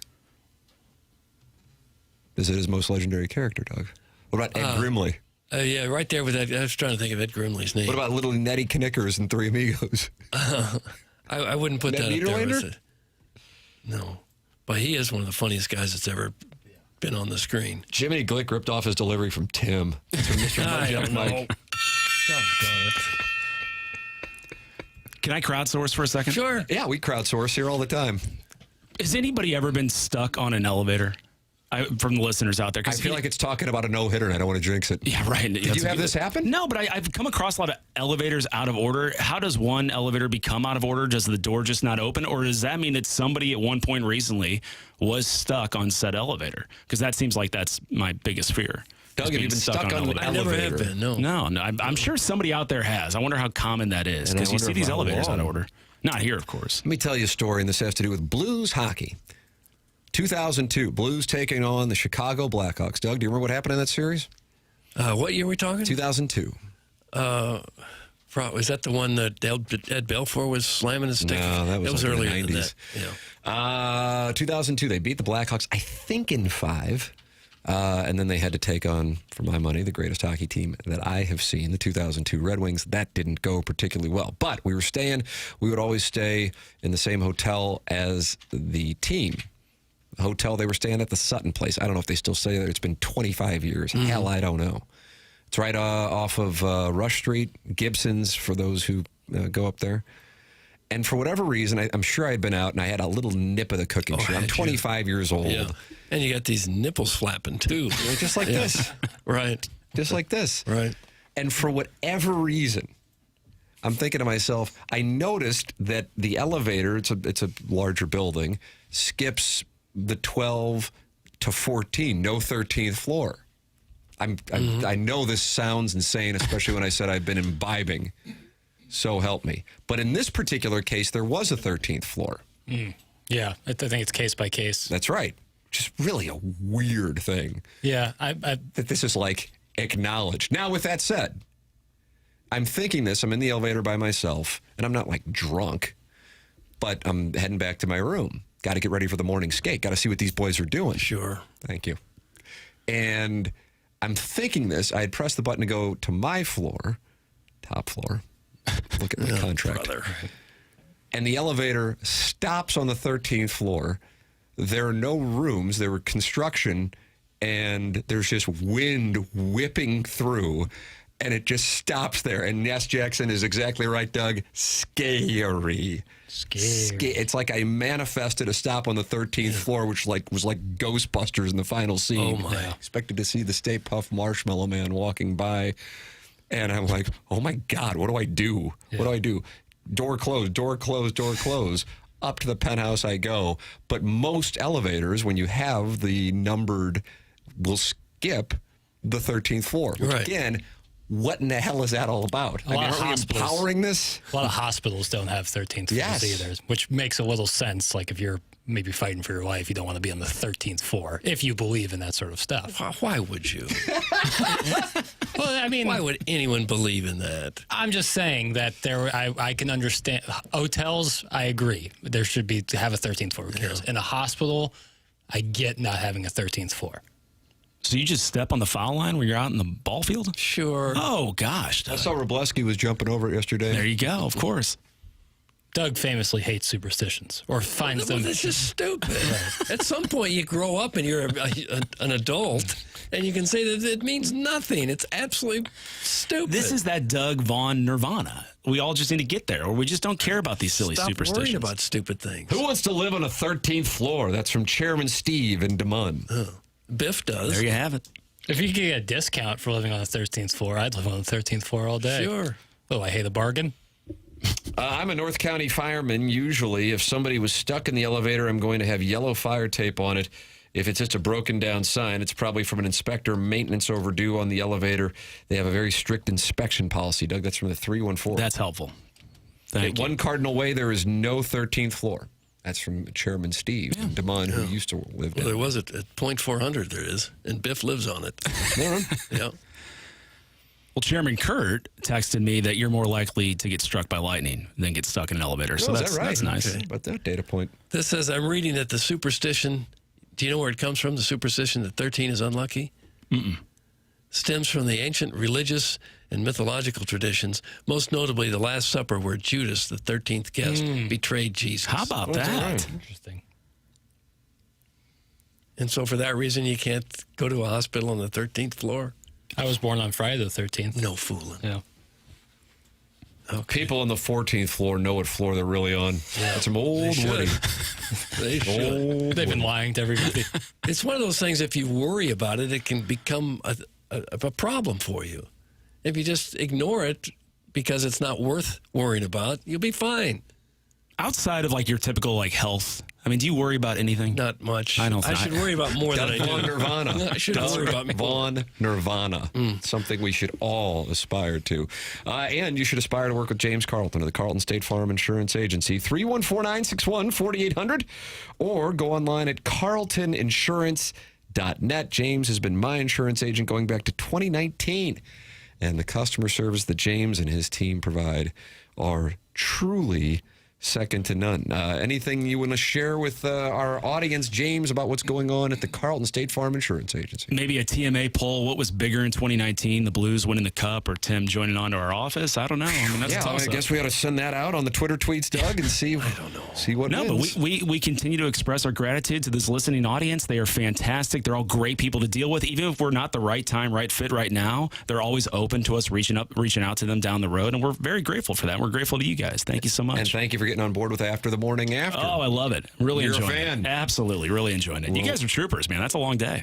Doug wants to do 7 hours. We're 5 right now. I don't. Talk about, does anything worry me? That worries me. That would get you. James Carlton, Carlton State Farm Insurance Agency, 314-961-4800. Go online at carltoninsurance.net. Thank you, James. Cheers, guys. That's you. James Carlton. We'll take a break with more TMA next here on 101 ESPN.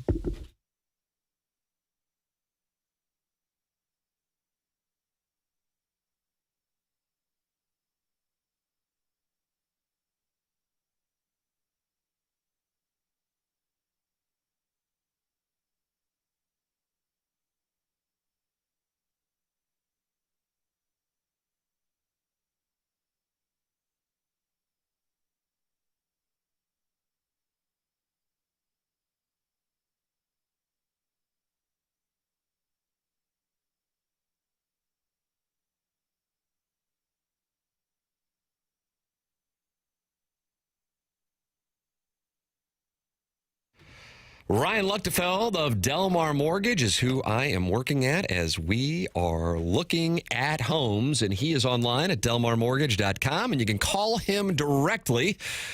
Here's his number, 618-593-3608. That's 618-593-3608. Ryan has been doing this now for 22 years, and 13 of them have been with Delmar Mortgage. Call Ryan first if you are looking to buy a home or refinance. 618-593-3608. That's 618-593-3608. You're going to get that personal local touch, but with all the necessary technology to make the process smooth and easy. Plus, you get pre-approvals and fast-track options.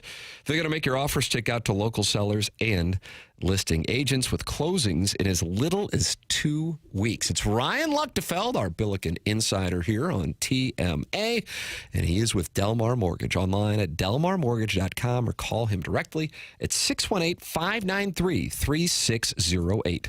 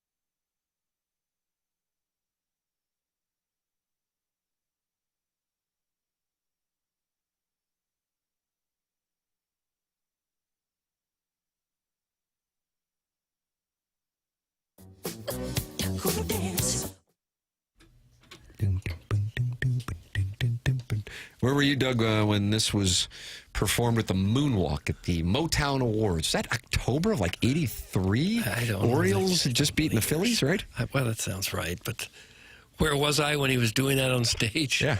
I don't recall exactly. I think we were carving pumpkins. In 83? Yeah. I would have been in Miami. So that's probably high on blow. I don't know. Clip that off. Whoa!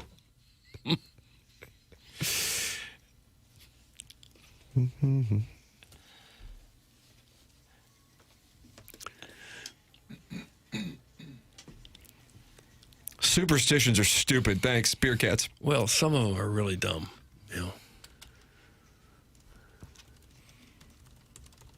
The what is not my son? The kid. The kid? It sounds like he's saying the chair. He's saying the chair? He say, yeah. I hear clearly kid. Jackson's going to fight you right No, now. I mean, there is some things where, like, some people hear some things, some people hear other things, producer Joe style. Right. But that one, to me, just clearly sounds like not kid. my son. Was Billie Jean supposedly based on a real person? Billie Jean King, the tennis player. I don't believe that. I have no idea. Sherman Kurt's going to come back over the top. Dubious. Do you know any other Billie Jeans?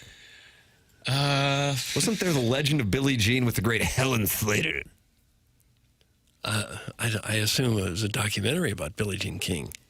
And she was in Secret of My Success in City Slickers? Am I right on that? She related to Christian Slater using to pump up the volume? Mr. Robot? I just don't know. I like True Romance with Christian Slater. How about that? What about Gleaming the Cube? I saw that at Crestwood Mall. Oh, did Crestwood you? Plaza? Crestwood Mall? Crestwood Mall? Crestwood Plaza. Probably mall during your days. You do some work in that Exhilarama? Damn right I did. After the PFG would play that food court. Wasn't Tony Hawk in Gleaming the Cube? I don't know that either.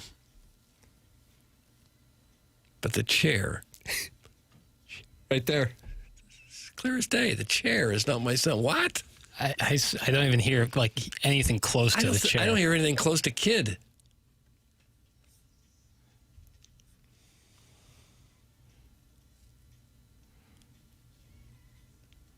Jackson here's kid. Don't you hear kid? Am I going crazy? The chair is not my son. It's right there, see? You're playing some sort of joke on me. No, I'm not. He's saying child. What? What? Well, let's look It's up the kid. lyrics. I looked it up. It's kid. And that's what he Doesn't sound says. like kid. How hard is it to say kid so you can understand that? I heard kid. And I'm not classically trained. Doesn't sound like kid at all to me. I mean, it's kid. Have you seen that English comedian that's got a whole routine about misheard song lyrics?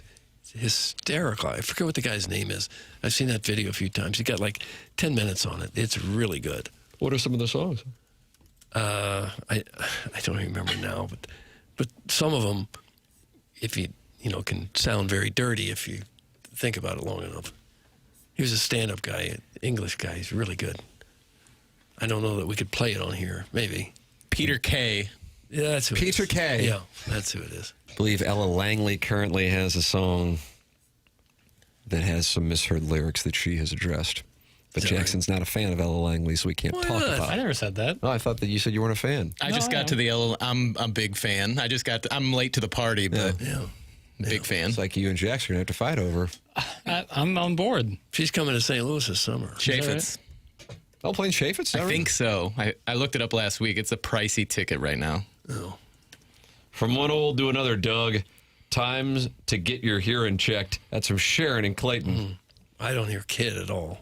It would make sense for him to say kid. I don't hear it. Doug, watch this. Hold Me Closer, Tony Danza. That's from Dale in Grubville.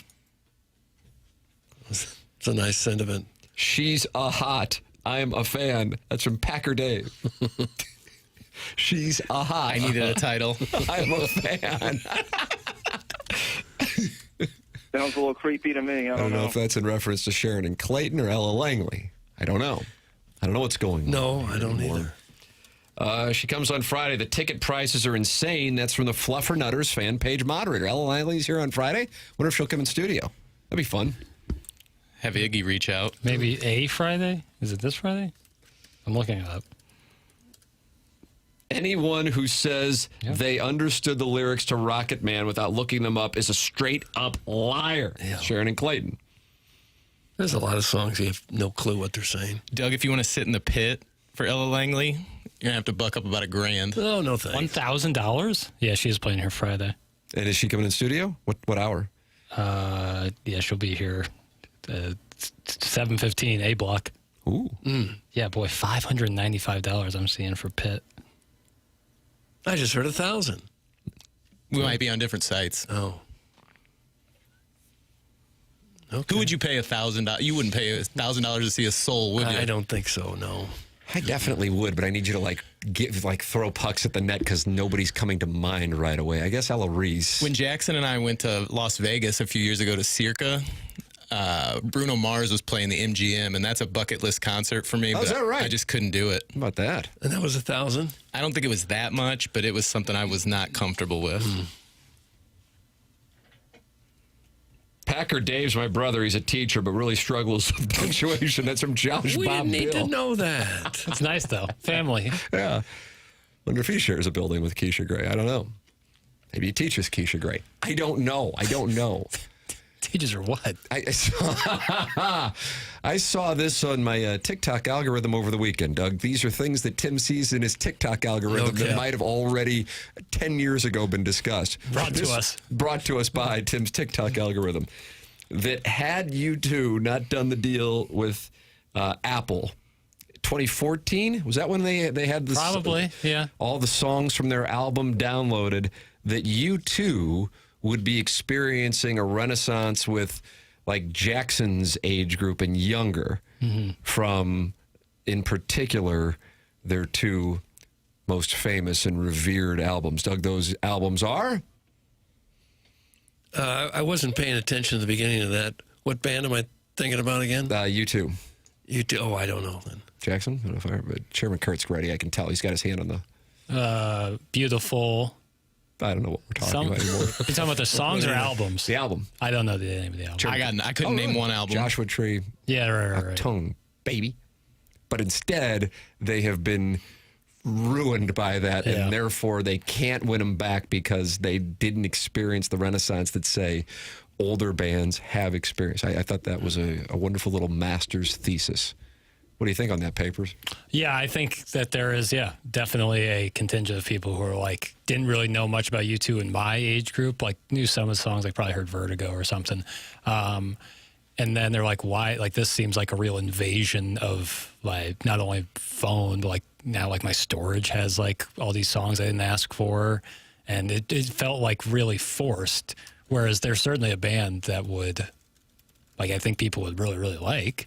But, yeah, I think that did a big disservice to them. It's a weird thing because, like, subconsciously, I feel like that might have happened to me. Now, I wouldn't be in the younger fan category, but I think that because I used to saw him play in Chicago and Vegas, obviously here, and I'm kind of like, I don't know. And I wonder if that's what it was, which really, in the whole scheme of things, wasn't that big of a deal, really but I think it played a role in it. Yeah, it's really not a big deal, but it was like the first time, like anytime someone like put something on your phone that you didn't ask for, or like something like that happens, it's like...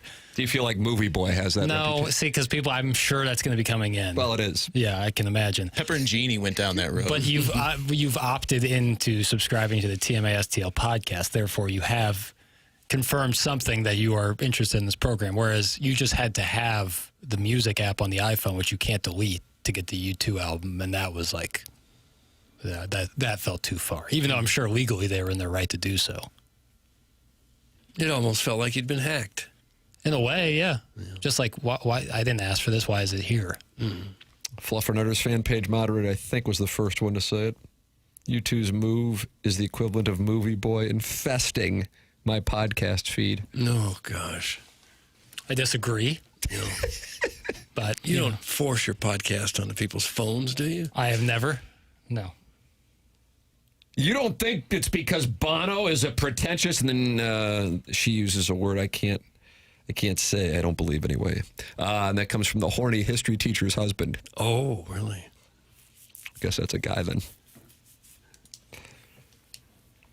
No, I think they were successful despite his stuff, which had been going on for a while.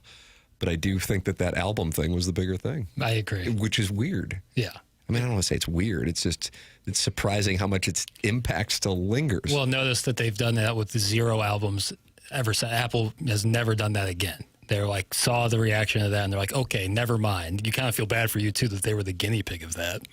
I delete that effing album all the time, and it just keeps coming back. And the album art on some of the songs features a gentleman kneeling down near another gentleman's love, and it comes up on CarPlay, and my 4-year-old asks me what that is. I just tell her it's TMA. That's from Al in Dadeville. Oh.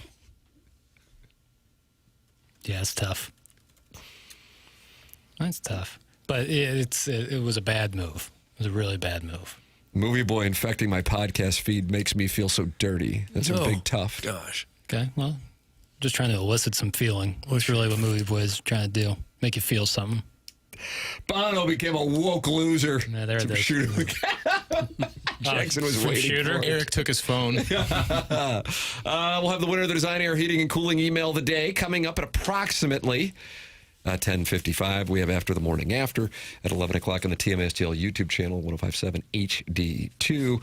And you are welcome to participate in this program by calling in, texting in, or talking it over in the Michelob Ultra YouTube chat. That's youtube.com/TMASTL. This is the Morning After, 101 ESPN.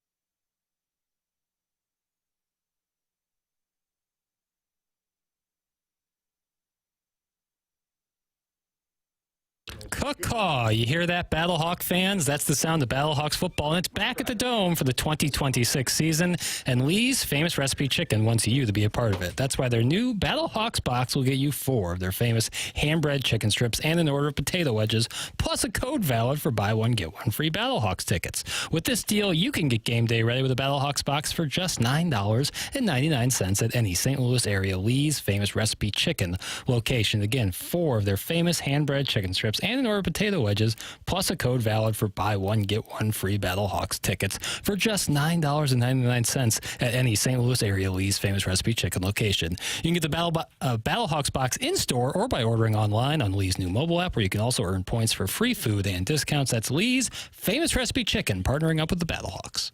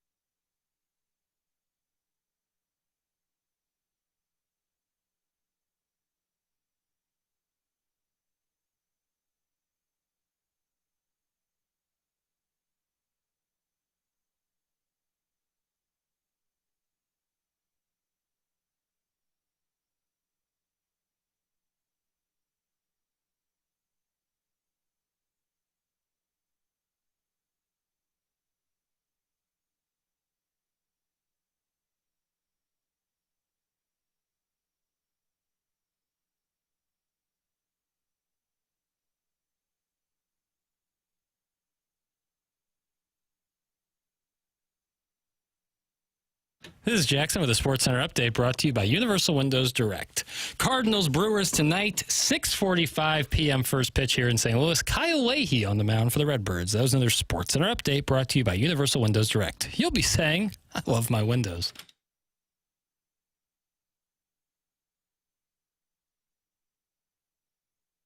It's TMA 101 ESPN. Tim McKernan, Doug Vaughn, Sherman Kurt, Jackson Burkett with you on the show.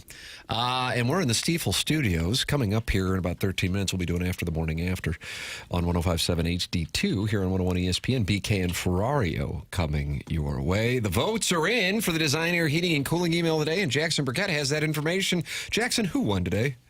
Our winner today, the poor film student. On the board, baby. He did? Yeah. Didn't he have a vile comment or two? Film student. Well, I just he count said votes. he views you as Princess Leia. Yeah, that was not good. Okay. But he got the win anyway. Yeah.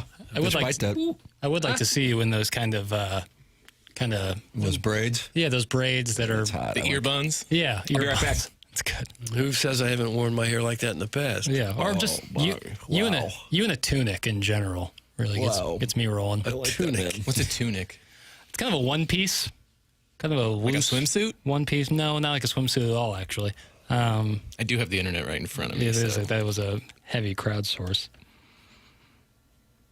So we're going to stop what we're doing now to look up tunic. It's a versatile, loose-fitting garment covering the torso from shoulders to between the hips and ankles. Looks like something you might see at like a Renaissance fair. Sure. Yeah. Doug, you like a romper? That's a one piece. A romper is a one piece. That's like the shorts and the shirt are combined. Oh yeah, gosh. I think I might look good in that. It's probably comfortable. Yeah. Probably loose fitting, so I could pack on a boiler. Sure. Eating all that bratwurst at the game. Guys, I absolutely wrote that Bono being a woke loser just to beat Eric to it. You guys nailed it, and that's why you are the best. That's from Shooter McGavin. Yeah, I could smell that one coming. And can Tim ask his wife what she finds most attractive about Doug? What in the world? I just read that from Chairman Steve. He's in Des Moines. I can text her. What do you think the answer would be there? Because there's obviously the charm and the wit. Well, anytime we're BSing with somebody and she goes, and I'll go, I'll go into the shower, kind of like Chevy Chase and Beverly D'Angelo. That was in Vacation, Doug, and it was the idea of a banana, and he goes, hee. And that's a take on Psycho, am I right? Yeah, correct. And then he says, can I do your back? And then she says, no, Sparky. And then he says, can I do your front? And Beverly D'Angelo says, go do your own front. Oh, yeah. That's what I do. Yeah. But I'll walk in there sometimes, and she's podcasting this show. And I'll say she does listen to the show because people say, how can you be married to such a scumbag? That's what they say about me. They say I'm a pervert and I don't worship Yahweh and all those things they say. And she says, I listen to the show because Doug's hilarious. That's what she says. That's And right not what there, she I'm said. cucked again. So help me, so help me. Yeah. That's the truth. Yep. Cucked left and right. And that's right. All the rest of Well, I couldn't be us, sorry. we're just along for the ride. We're just barnacles on Doug's ship. Ain't that the truth? Amen. I like the idea of like games on. Obviously, trying to get some snacks, and Tim, no, I will not be going. I will not be going to the concession stand. I'll send my wife on that journey. No, I'll tell you what really happened on that. It's a good observation. It's a fair observation. I don't blame you for it. Yeah. What really happened, I was with my 4-year-old who is obsessed with baseball. Sure. Obsessed. This didn't exist 5 weeks ago, but fine. I'm thrilled that he is. It's rejuvenated my love for the game. Except every ball that is hit, I'm asked if it's a home run, and I'm getting a little annoyed. I need to have some little recording on my phone to answer no, foul ball, no, ground ball, because it's really becoming a real hassle in my life. Really? And I hope people can sympathize. Okay. Because I think that's relatable. But my older son, being a dandy, where the seats were in the shade and he was cold, and I'm like, it's 80 degrees. My wife says, I'm going to go out to like wherever it was that you were one hand the sausage and one hand the bratwurst or whatever was going on with you. Centerfield concession There you stand. go. So I that's don't get any what, closer to home plate than that. so that's what was going on. No, I Because the 8-year-old was cold in 80-degree weather. It does get cool in that shade. A week after asking how many points the Cardinals had. Oh, no, he didn't say that. Said, let me tell you something. You get grounded for that, I hope. Never again outside this house. Yeah. Does he ever put the losing score first? And I told him, I said, the only tell bigger than that is if you put the losing score first. Cards lost 4-5, Doug. It just makes your skin crawl. I hate it. Yeah. Trust me. Imagine if you're a father who got into an industry because of baseball and your son asks how many points the Cardinals have. In fairness to your younger son, there is a real epidemic in the outfield seething situation of people seeing a fly ball being hit. They're going, oh, it's gone. There it goes, standing up on a ball where the center fielder doesn't even move to grab it. That's right. Yeah, we got to be a little better on seeing it off the bat. Yeah, it's hard to If judge it's coming off hot, then you. But if it comes off high and a little slower, probably not going to leave the ball yard. Yeah. In the pitcher's park like Busch. Well, don't get mad at the fans. Well, the fans are mad at us, Doug. Seriously, were there not any sports on yesterday We're telling Steroid about rain out now. Who's Steroid? I don't know. I just read what's in the prompt. Put And what down the you keyboard. do to entertain yourself, period, question mark. Oh, yeah, the classic. Double punctuation. Mm-hmm. I'm going to read it again so you can answer the Okay. question, because when listeners text in, we like it and we appreciate their support and we love the show. That's right. Seriously, were there not any sports on yesterday or question mark? We're telling Steroid about rain out now. We're telling Question mark. Steroid. And what you do to entertain yourself, period, question mark. Put down the keyboard, gentlemen. We don't need text like that. And proofread before you hit send. If you got word corrected on something, proofread it. That was like, Why are you telling Steroid about rain out now? That's like someone types that with an old BlackBerry and a ball peen hammer. You can't do it. If you would like to listen to the program, We did get a chance to talk about the Cardinals. I would say, let's see, how many segments do we do? What do we do? 12 segments? Is that right, Papers? Every day we do 12 segments. 12 Yes, sir. segments. I would say we talked about the Cardinals for 7 of the segments. NHL playoffs for one of the segments. Chris Kerber was with us. This has been the this is off the top of my head. Yeah. Well, this has been the Tunic segment. But this is called the Tunic segment. Yeah. Tunic segment sponsored. Yeah, we People usually love talk tunics. We usually talk garments at the last segment of the program. Garment District. You can talk dentistry too with 100 West Dental. When you look in the mirror and smile, what do you see? Jagged yellow teeth, grinding your teeth from stress, coffee habit caught up to you. It's not just about vanity and looks, it's about looking and feeling your best with a healthy smile. Dr. Brandon Pryor at 100 West Dental is my guy online at 100westdental.com. Right now, Dr. Pryor's offering complimentary consultation. So if you're tired of the jagged look, go to 100westdental.com and book an in-person consult online, or submit a virtual consultation request right from your phone. 100westdental.com. BK and Ferrario coming up next. Time for us to shut it down. For Jackson Burkett, for Chairman Kurt, for Martin Kilcoyne, for my brother Kevin, for Douglas Elvin Vaughn, I'm Tim McKernan. This has been The Morning After, presented to you by Brown and Crouppen on 101 ESPN and the TMA STL YouTube channel.